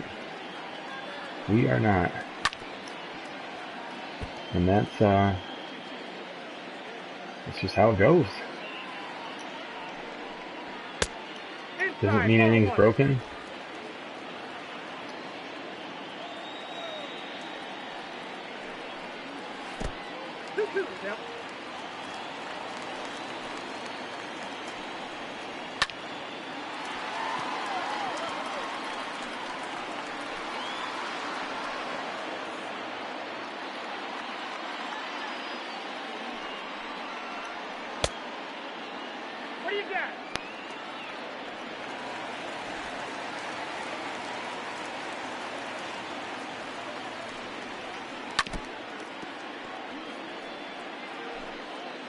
Trusting that fastball.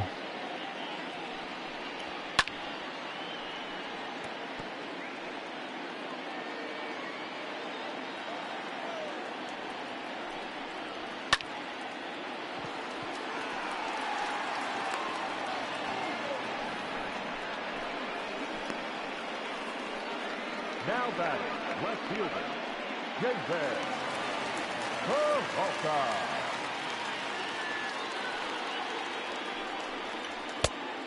Count 1-0.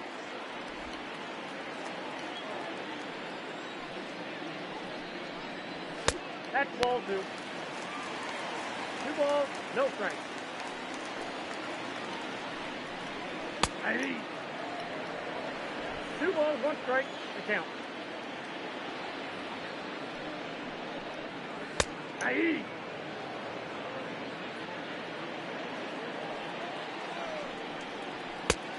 The count's full.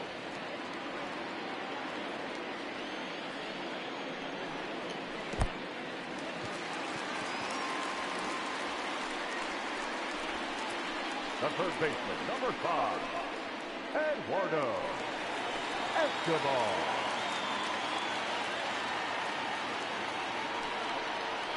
Nope. Good grief.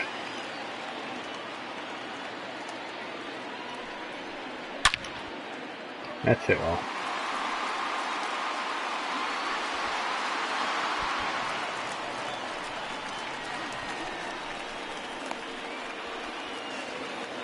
Hey. Not a true center fielder, good fielder, but shortstop out there. First baseman, Walker.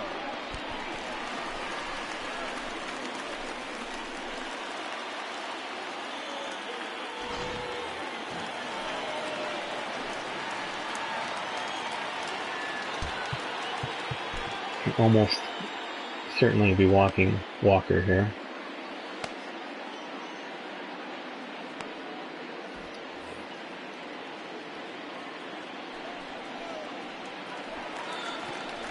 Well, let's see if we can give up 2 grand slams today. Now batting, At least then we'll know we deserve to lose. Kelly. Double play depth for the infield. Aye.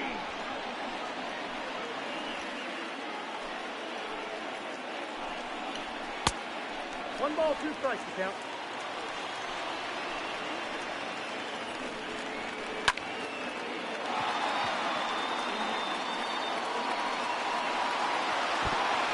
Boy, oh boy, Nico's having a day out in center field.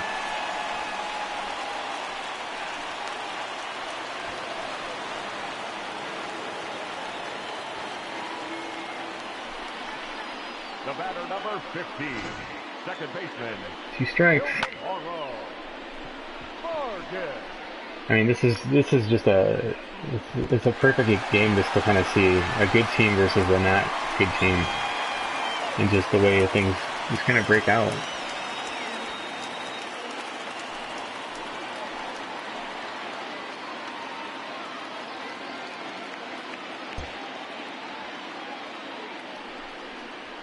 Aye.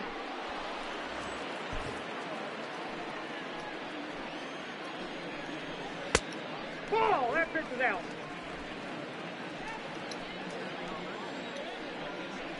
Ball 2.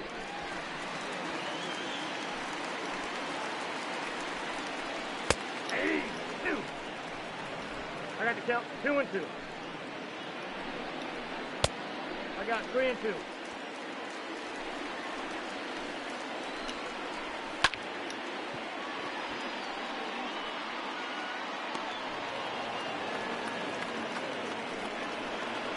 Nine runs, we're still in the 5th inning. Now batting, Goodness. the pitcher, Errol Kelly. Your attention, please. Pinch hitting for the Diamondbacks, number 56, Cole Calhoun.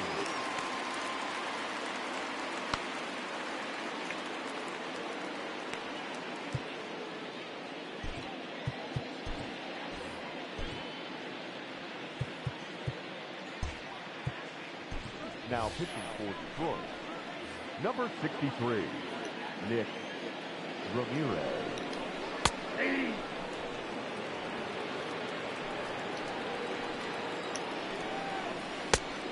I got a ball, 1 strike.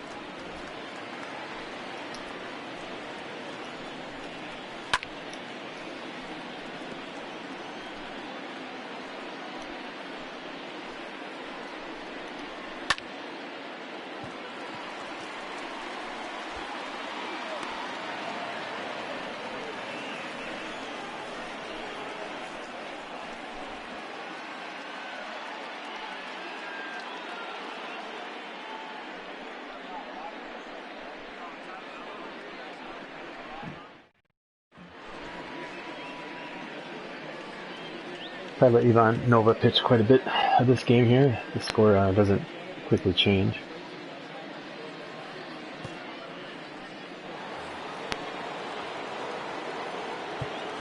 Leading off for the Tigers, the shortstop, Jordy Mercer.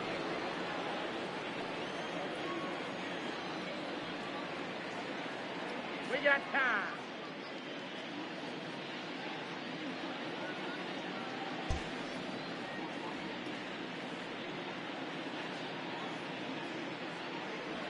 Nope, that's the ball. Ball 1, no strike.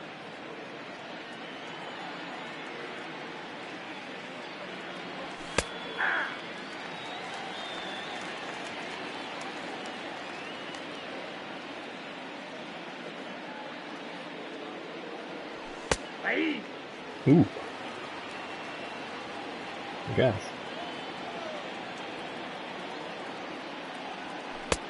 That's outside.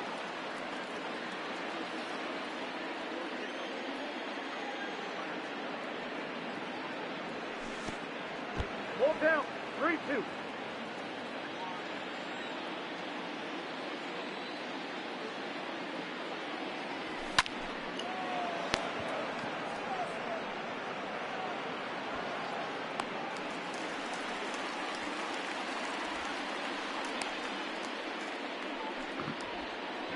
The left fielder, number 30, Harold Castro.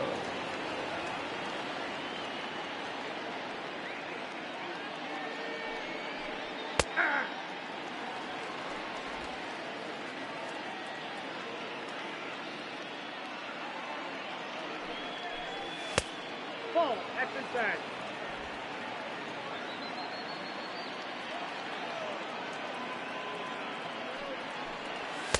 Ball, that's inside.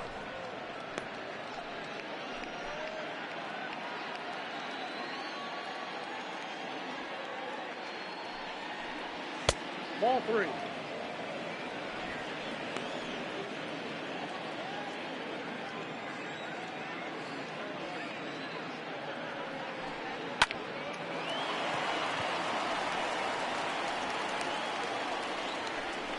The third baseman, number 24, Miguel Cabrera.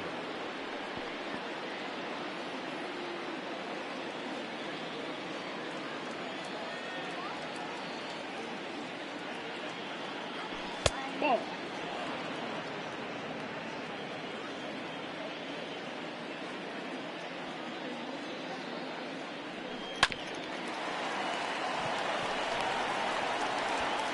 He's out.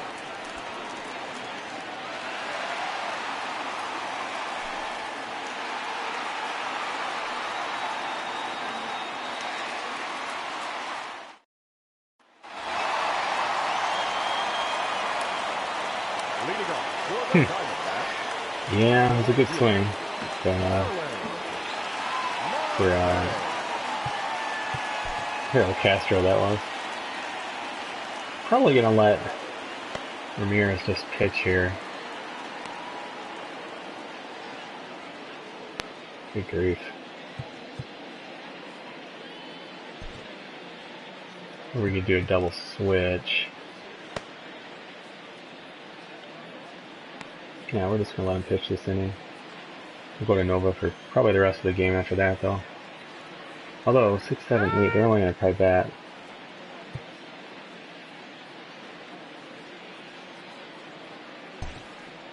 7 pitch. Nope. That's inside.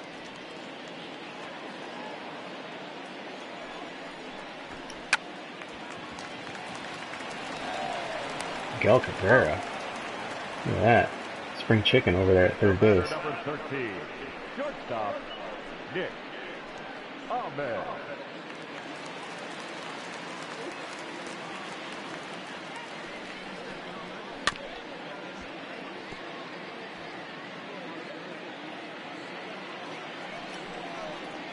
Ball.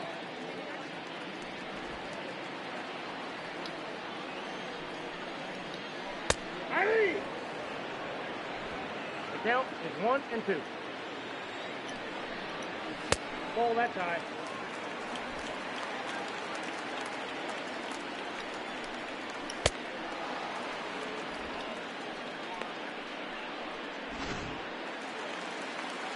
Now batting, center fielder, Patel. Marte. Oh, nice quick inning for Nick Ramirez.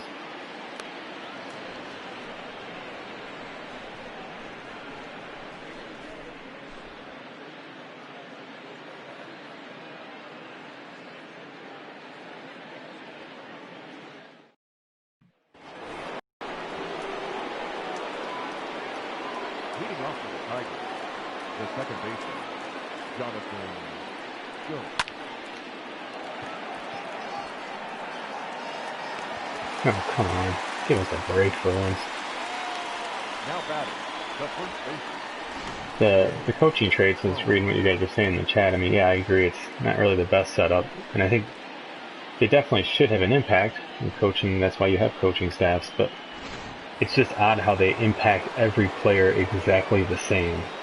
Like, hey, we hired this new pitching coach. You all suddenly are slightly worse at striking batters out. That's just kind of bizarre. But again, it's just, I hate to say it, but it's just a half-baked attempt to expand franchise mode.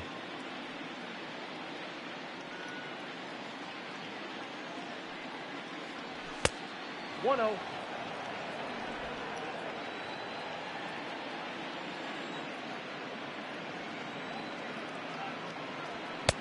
That's in. Ball 2.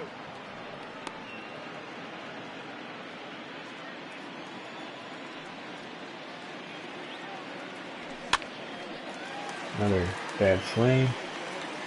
It's hard to keep your focus. Your team's not playing well.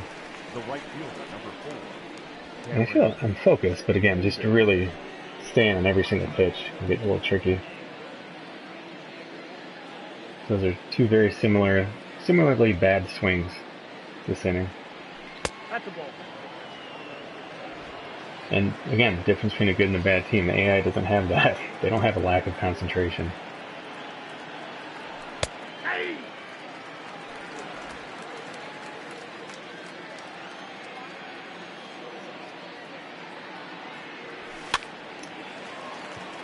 Three of the same swings, all for outs. That kind of sums up a lot here in the 7th inning. Traditional 7th inning stretch. But maybe that's a quirk that could be expanded upon, because why can't you have player awareness be a thing? I mean, awareness is a thing in a lot of sport games. Pretty much all the other sport games, right? For the Diamondbacks, the left fielder. But it doesn't show up here in a baseball game, which is weird. Because again, it could be another quirk along with clutch. You know, if the game's a blowout, or if the player's distracted, maybe there's some, you know, problems the player has.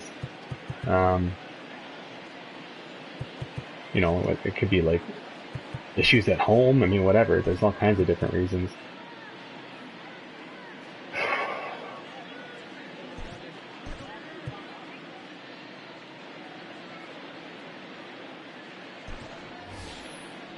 Ladies and gentlemen, your attention please. Yeah, he's been pretty bad. Detroit.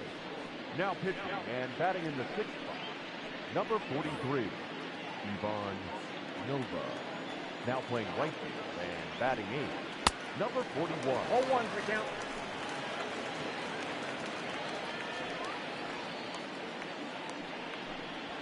Hey!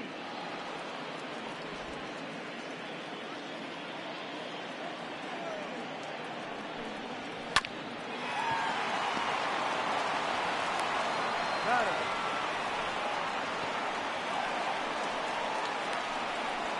The third baseman, number 5, Eduardo Escobar. Oh, that's out. Look at Pretzel Lady is a Tiger fan. She's gone. She's not even in her seat. Hey! Tiger fan behind her still there though.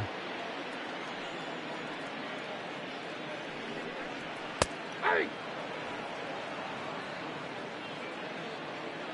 I imagine there's a lot of transplants in Arizona from Detroit. 2 balls, 2 strikes.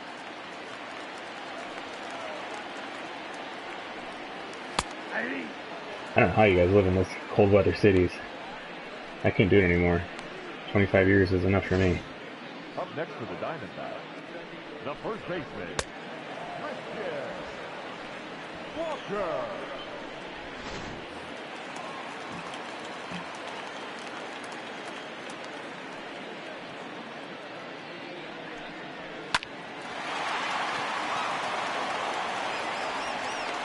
Good inning for Nova, no pressure.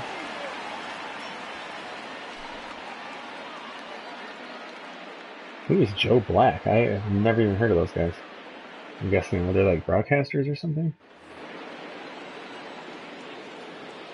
Leading off for the Tigers, the center fielder, number 28, Nico Goodrum. Let's focus on that swing. I thought I had a good swing at that.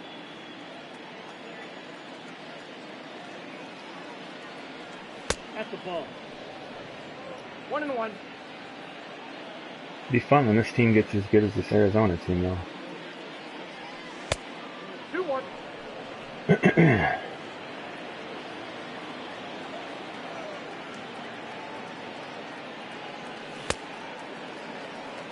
down.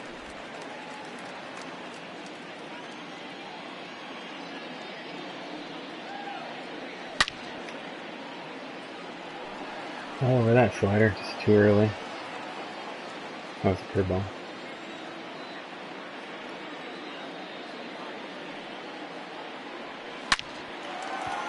Right into the shift, though. Out.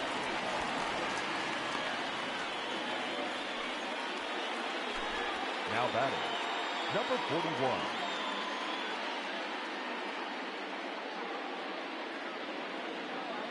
Well, Robbie Ray was definitely beatable today.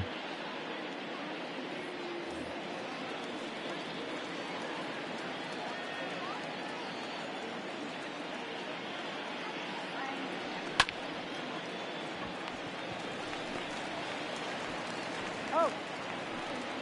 I'm okay with both those at bats. I mean, those are swings I was confident Catcher, in taking. They're just Rogers.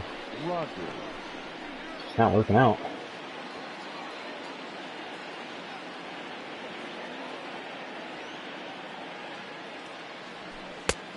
That's out.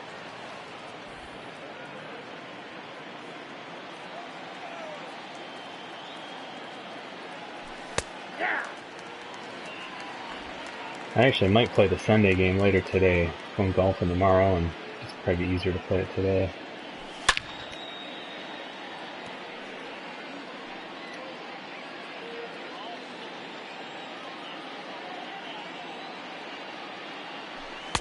I got to count 2-2.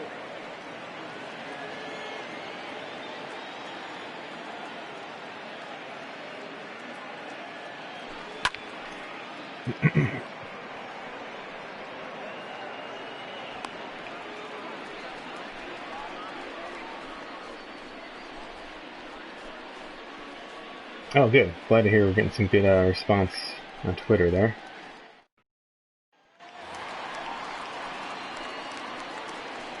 Leading up for the Diamondbacks, the catcher, Carson Kelly.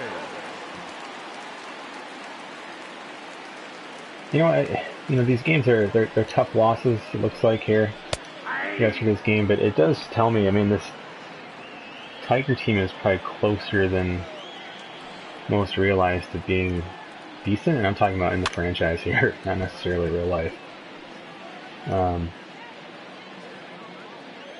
But I think they're, I don't know, I expect them to be I got the count 1 and 2. at least more competitive next year, for sure. Having a full off season. I'm guessing that will be on the PlayStation 5. I mean, I would imagine it will be. Unless there's just some kind of disaster with importing franchise carryover or something like that, which, let's be honest, is a realistic possibility. I'll be honest, I think at that point, if I can't transfer this one over, I'm probably done trying to play 162 game seasons. We'll see. The batter, number 15, second baseman, Marlowe. Target. Nope, outside.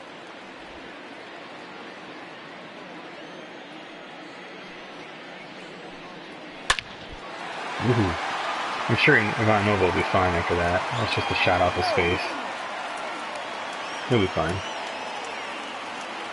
Now batting, the pitcher. Challenge what? He looked safe by a mile to me. Yeah, he's clearly safe. Your attention, please. Yeah, nope, it's fine. Don't worry. Completely fine here. No big deal. The ball off his face. Yeah, it's, you know, it's really not a big deal. Nor should there be an animation.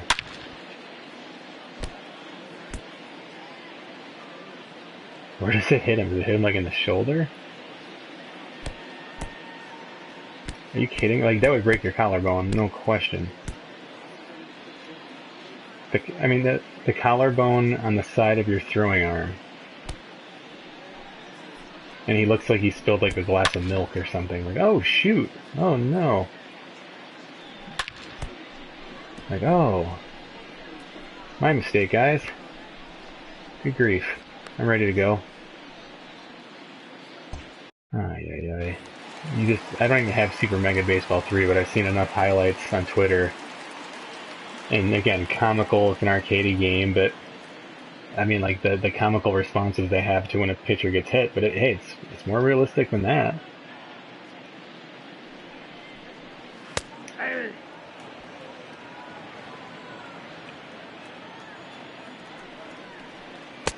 I got 1 ball, 1 strike. All kinds of Tiger fans behind home plate.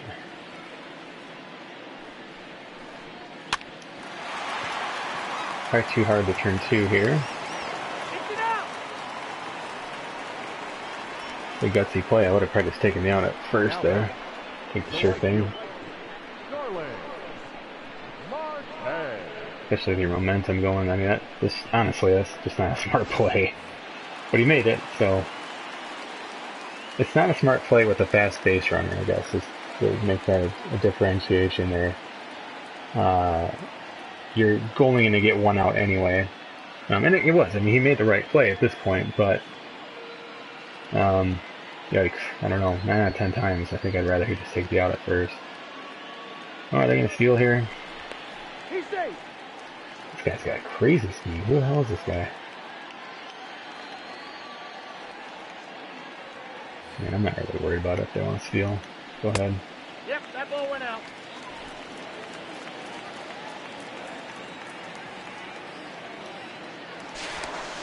Safe.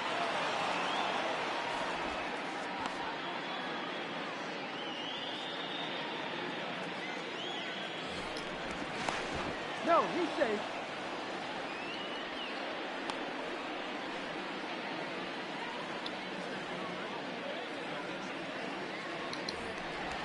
God, it's like playing some of the Dynasty.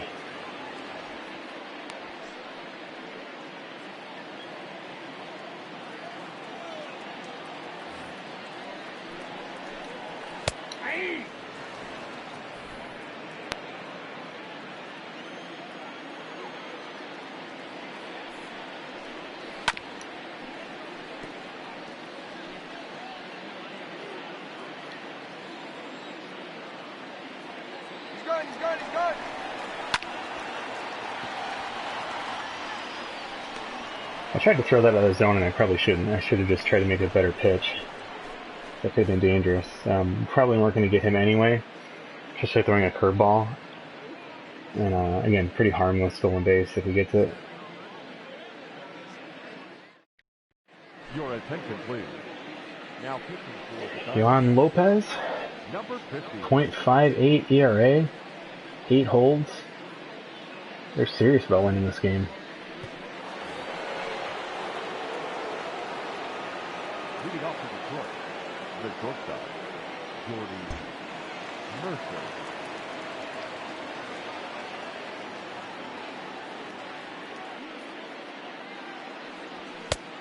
Ball, that's out. Goes pretty hard. Fastball, slider, changeup. There's only 3 pitches there.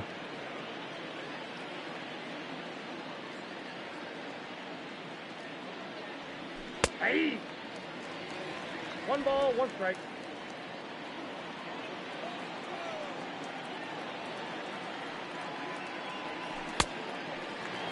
One ball, 2 strikes, you count.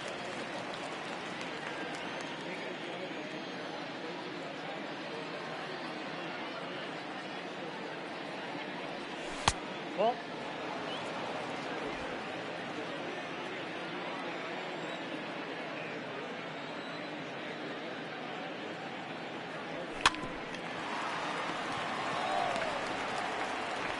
Out. The left fielder, number 30, Harold Castro. It's cooled off a lot. Harold Castro.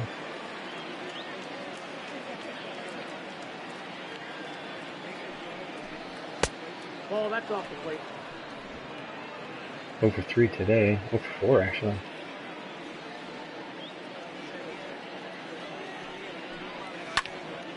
He's hit a couple balls pretty well, including that one. But resulting in outs. He's had actually, it could be really 3 hits today. He had that line out to the third baseman early, first inning I think. The line out to the shortstop, and then that ball was hit pretty well. So last chance for the Tigers here. Ball.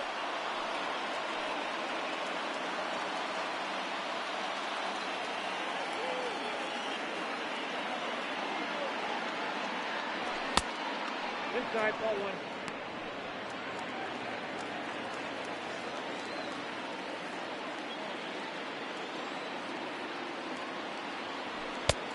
Ball, that's good.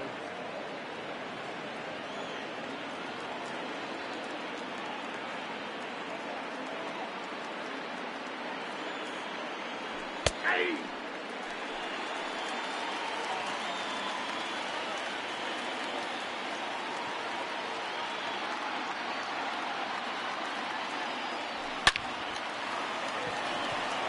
Boy, our hard hit balls just fine gloves.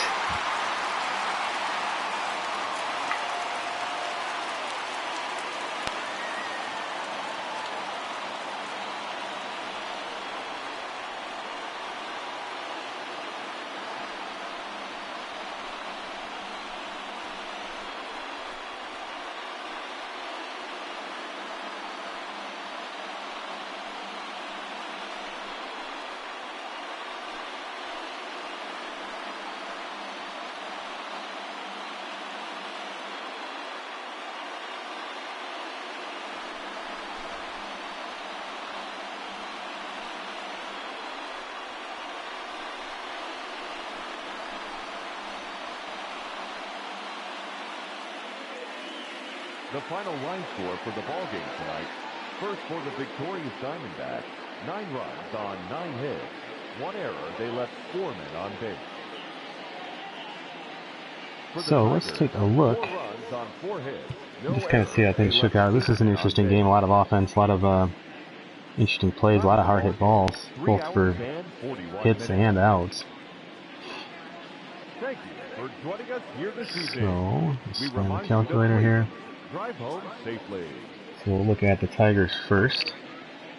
Since my dog is cuddling up here next to me for these results. 32 at bats. Oh my gosh, 4 hits. We only had 4 hits? We hit so many hard balls today. We're going to have a terrible batting average and ball in play because 2 of those hits were home runs.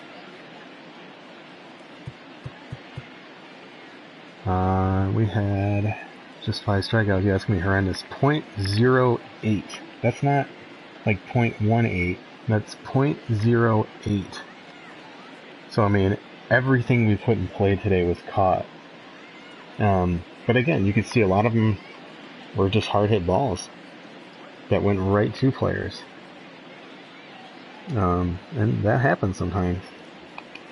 Just be glad it didn't happen in a 1-run game, I guess. So for them, they also had 32 at bats. They had more than twice as many hits. They had 9 hits. They hit 1 home run, but it was an absolute killer.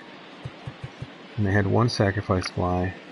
They struck out 7 times. Their batting average ball in play was .320. So again, it still wasn't even that high. They were able to put up runs in a number of different ways today. So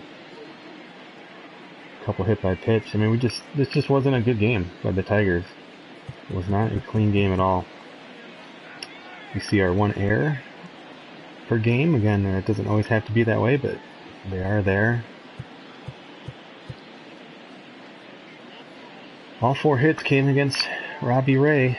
After that, the bullpen just put a stop to it all. 7 walks for the Tigers today. Couple home runs. Some goofy base running. All kinds of stuff we're getting used to. So I don't know why the base running has gotten weird this year. It was fine before. 52% strikes for the Diamondbacks. 41 first pitch. That's probably led to a lot of those walks. 63 for the Tigers. 58 first pitch. It's actually spot on average there. Only 6% foul balls for the Tigers. 17 for Arizona. That's pretty good for them. Ours were I just had a lot of early swings today, resulted in flat out misses. So this will probably be pretty high. Yeah, oh my gosh, over 40% for the Tigers. A lot of swings and misses. They're at 17, so just a tick low. Yeah, so much for a must-win game. Thought we had a pretty good shot there, actually. But that's how it goes. That's how it should be, right? I mean, it's your tough games. And Ivan Nova, again, is not hurt. It seems like we did get a choose one of 7 legends and a pack. I guess that's exciting. Yeah, man, just a bummer loss. And I forgot to adjust these again today, didn't I? The good news is you don't even notice. It doesn't really make a big impact. Like I said, that manager hook slider is not a huge deal. I only adjust this one just so I remember to do it for simming. So even if you do it at the end of the game, it makes no impact. Yeah, let's take a look at things. We can advance here. Draft is quickly approaching. I said I wanted to make that roster. I need to make that roster move too. Figuring out what I want to do with Riley Green. If we want him in Double-A, I don't like him being on the bench though.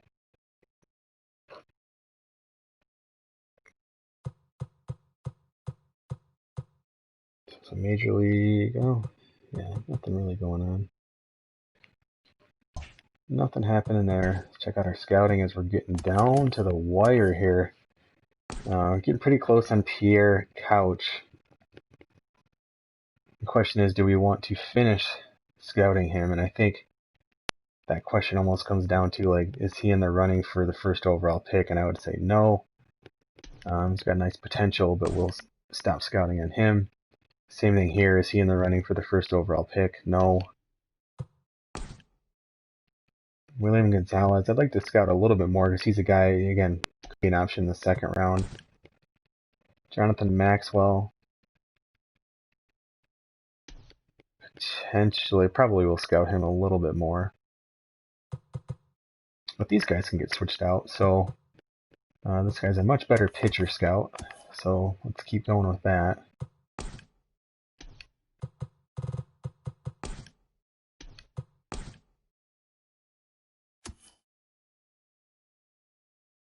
We still haven't scouted this guy, huh? He's been on... Oh, no, we did. Sorry. He's not bad. He's only got 3 pitches, though. So I'm not a guy I would pick with the first pick.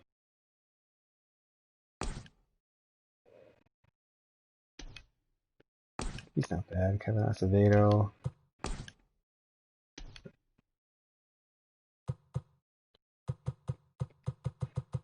Or I could just get really full scouting on these few pitchers.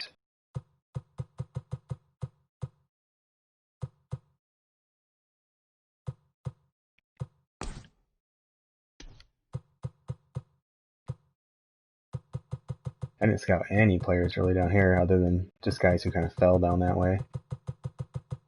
But you'll definitely be taking some blind picks, at least when you had the first overall pick. I mean, I had to be really, really thorough in scouting these top players. Might not be the case if you're just looking to stock up on one position or something like that, but that's kind of a weird draft strategy. Well, I would say we just let's get some scouting on him. And let's get some scouting on him. That's fine.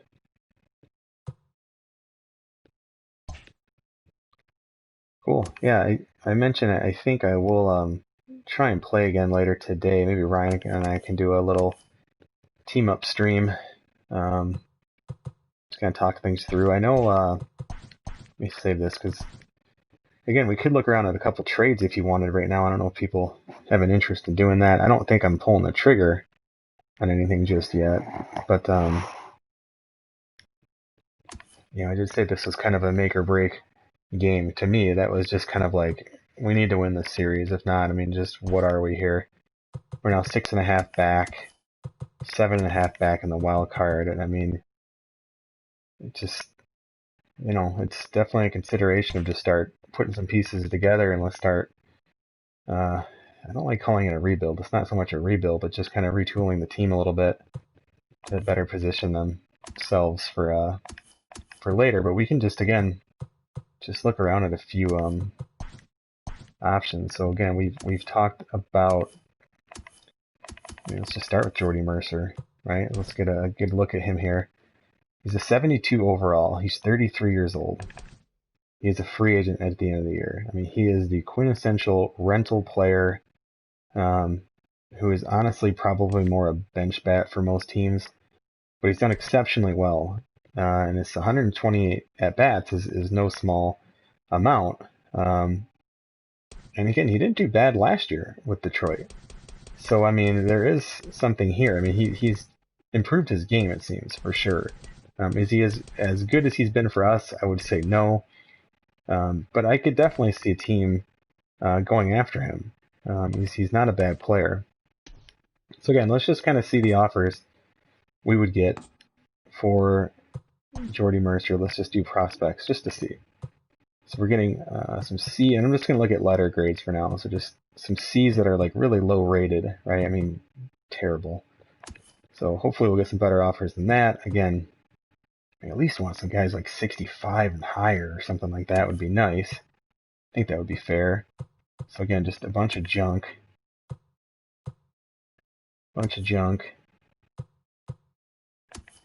Boy, we're definitely not getting much, huh? 62. There's a B prospect. But he's a relief pitcher, so it's kind of like, not that exciting. And so far, he's probably the best option. Now, you can't actually look at these players on the screen, can you? I feel like you could before.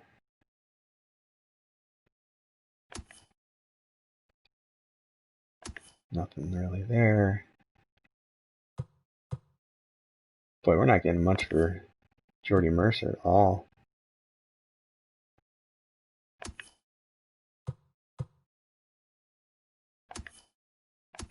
Oh, there's the... But again, closing pitcher. I thought that was center field. I was like, that would be a decent trade. Just not one to like accumulate relief pitching. Like I said, to me, that's something you get later on when you're a competitive team. You start adding those pieces in.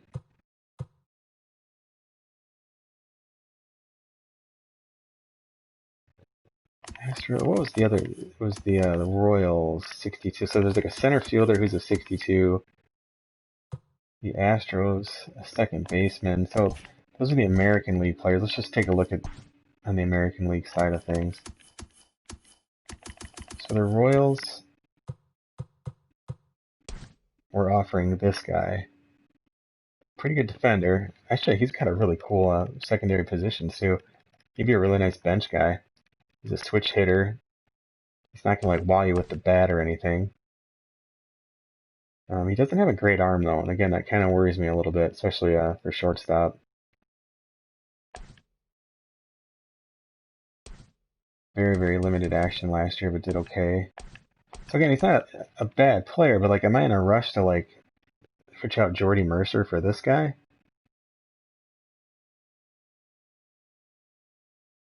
I mean, he's 25 already, and he's still not a hitter at all. I mean, I don't care what kind of defense you play, you gotta be able to hit the ball a little bit. So I'm not totally in love with that player. Alex DeGotti is who Houston had thrown our way. He already looks like he'd be a little bit of a better hitter, but he's a much worse fielder, and he has no really positional depth. So he'd have nowhere to play right now until Jonathan Scope leaves town, if that's what's going to happen. So he's not really a good fit either. Again, he's already 25. So I'm not seeing anything, excuse me, not seeing anything there that I love. Let's check the National League and see if we can get a bite here. See, Jordy Mercer's hot too, right? He's got that hot icon. I mean, that's definitely influencing him, influencing his abilities here. We can also check for non-prospect trades too. So let's work backwards, look at the National League. So here's a center fielder, Brice Johnson. But again, nothing to write home about, but we'll take a look at him. A relief pitcher, again, not that interested. Just nothing there that's any good.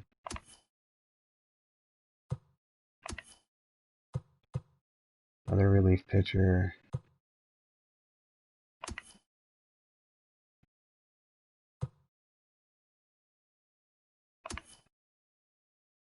A catcher. Oh, yeah, sorry, I thought he was a catcher for some reason. Clayton Andrews, but again, not really interested in a relief pitcher.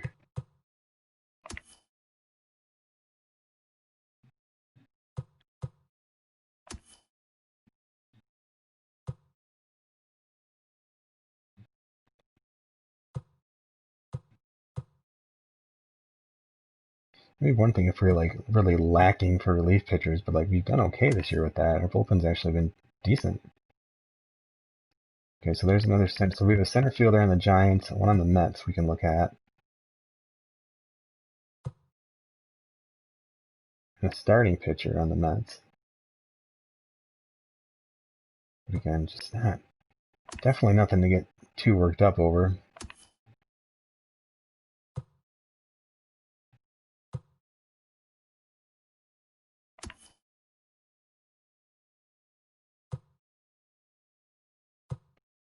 Alright, well, this is pretty slim pickings. But let's see, there was a center fielder on the Giants. It was this guy, right? Brice Johnson. Decent outfielder, but to me, again, a bench guy. Never played the majors. It's just, I just don't see why I would move Jordy Mercer for that. I'd rather maybe like beef up another trade, like include Jordy Mercer in like a package deal or something. The Mets had a couple players they're offering. One was a center fielder. Who was it now? Was it a center fielder? It wasn't him. He's got B potential.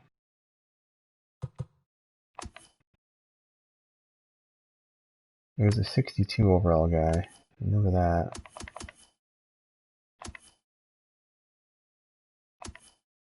Huh, who the hell was it?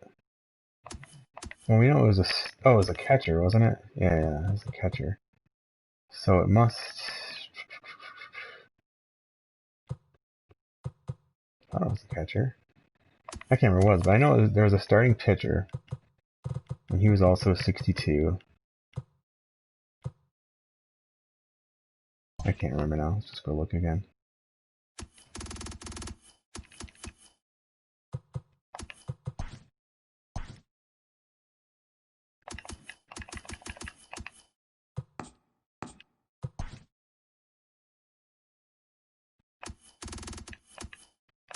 They more or less offer you the same trades. So those Gonzalez, the pitcher, Fargas, the center fielder.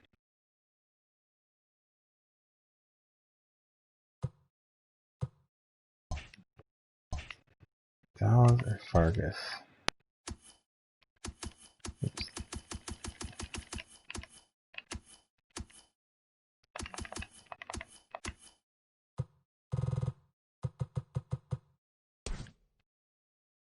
Decent stamina, only 3 pitches though.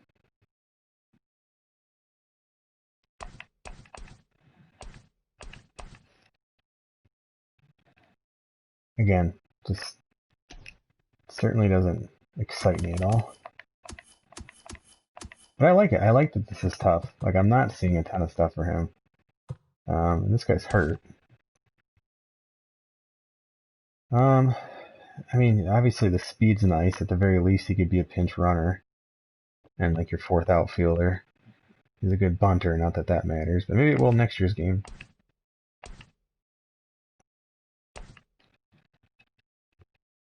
I mean, this is probably the most promising guy. Just because he's got a little bit of... He's got something, you know. But God, he's not a really good defender for having that kind of speed. So I'll check in here at the chat. Because I'm just not seeing anything that, like, I'm ready to jump on.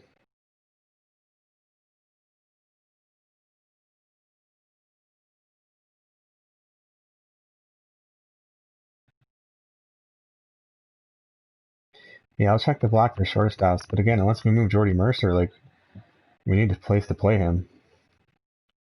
Does the closer you get to trade deadline affect what the AI offers for... Oh, does the closer you get? I don't know. I would doubt it, but I don't know.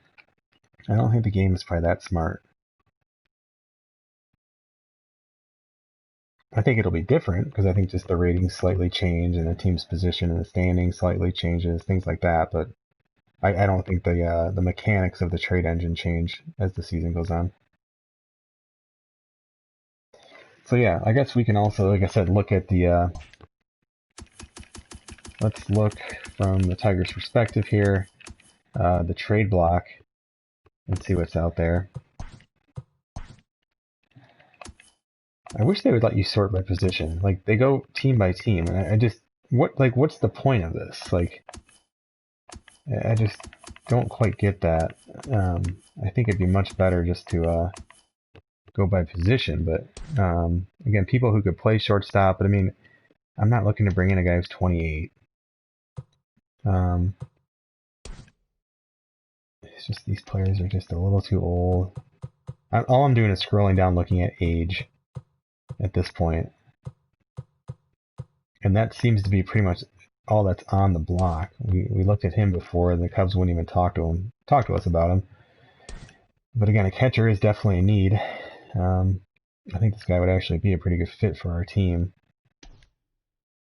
So I guess we could check in on that again. Notice the initiate trade button doesn't work though. Who else has got? Here's a younger catcher. Not bad. Actually not bad at all. Got some Major League experience. Decent defense.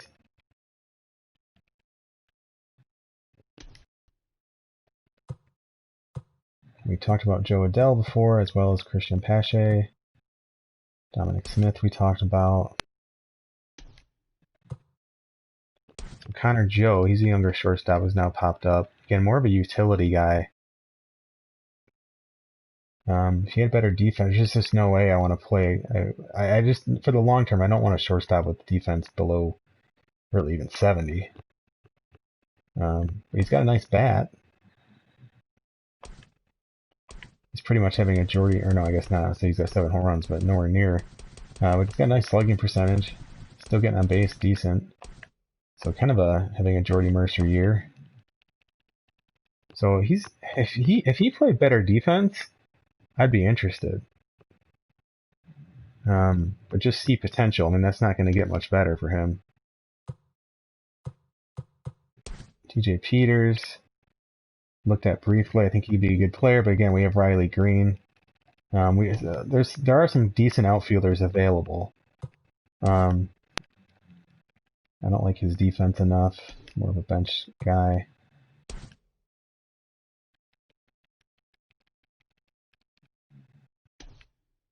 So yeah, there are some new names popping up here, but again, nothing that's like a bona fide shortstop prospect. So we're definitely not seeing that. So yeah, it's bleak right now. Like I said, that's why I'm not really looking to make any moves just yet. I mean, it's the earliest for me is probably going to be right around the All-Star break at that point. Obviously, the deadline is the 31st. I mean, we got 2 months still. There's just no reason to rush it. You never know what can happen. But yeah, so. Oh, but yeah, like I said, I think I will try and stream again tonight. Yeah, several teams are looking for a shortstop. And Ryan's right, yeah, the initiate trade button's a 30 control team. Yep.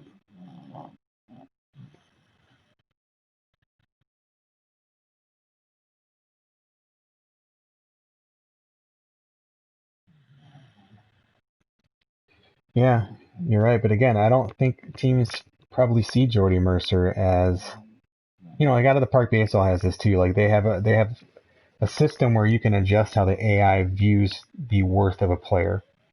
And there's 4 spots that it looks at, right? It looks at the rating of a player. It looks at the current year stats of a player. And it looks at the previous year stats and the year before that stats. And you can weight all of those. Like you could put a 25% weight on each one if you want. But really, like most leagues and most, like a lot of, like I think the default is like 65% rating and then it kind of goes down from there. I've seen a lot of leagues that will use something like a 40, 30, 20, 10. And that gets you to 100%. So like 40% rating, 30% current year stats, 20 last year stats, 10% the year before.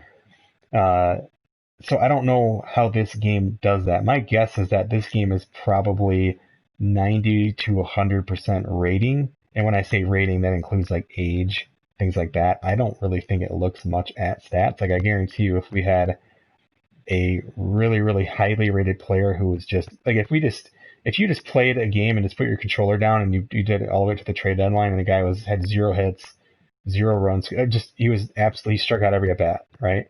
They would still probably trade you a boatload for him. And that's just a guess because we see the opposite with Jordy Mercer a little bit. And also it is just a smaller sample size. So if I'm a team, like honestly, if I was a team looking to like shore up my shortstop spot and I'm a playoff team, I don't know if I'd be looking at Jordy Mercer. I would probably like him more of an off the bench kind of guy. He's a guy I would like on the roster. But if I'm a playoff team, I either want like the full package, a guy who can hit, play defense, or I just want a guy who's just going to just be super solid defense. You're our 9 hitter, whatever, just go play shortstop. And Jordy Mercer is really neither of those. He's a bench bat, and I think that's kind of what we're seeing. He was a bench bat for us. Again, he was the last guy who made the 20s. He would not have been on this team last year for me. He was literally the 26th person I added to it. So he barely made the Tigers. And so I actually think the returns that we're seeing for him are pretty realistic because there's just not a lot. Now, will that change if he's still hitting like this around the trade deadline, which I don't think he will be, how will that impact it? But I think we'll start to see him regress back to normal, and it will probably make a little bit more sense when we get to that kind of stage of things. So anyway, this was a good stream today, other than the Tigers losing. But yeah, I think I think Jordy Mercer being in a kind of a trade package makes a lot of sense. So But I'm going to stop the stream there. Again, subscribe to the YouTube channel if you would. That would be awesome. Spread the word. Again, the more people see this, it helps out people with their sliders. So also, there is an important question up on Twitter that I posted earlier today, just looking for your suggestions on how MLB The Show 21 or whatever the hell they're going to call it on PlayStation 5 could improve franchise. Like, what are your top things or thing? Because that's a write-up I want to put together for simsportsgaming.com. I know Ryan's looking at doing some stuff on that as well, and I think him and I are going to try to do a stream later today potentially. So we'll see. Got to check in with the wife and see what the rest of the day unfolds. Also need to mow grass, some other real life stuff. So that's it, everyone. Have a good rest of your Saturday, and perhaps we'll be on again later. See you then.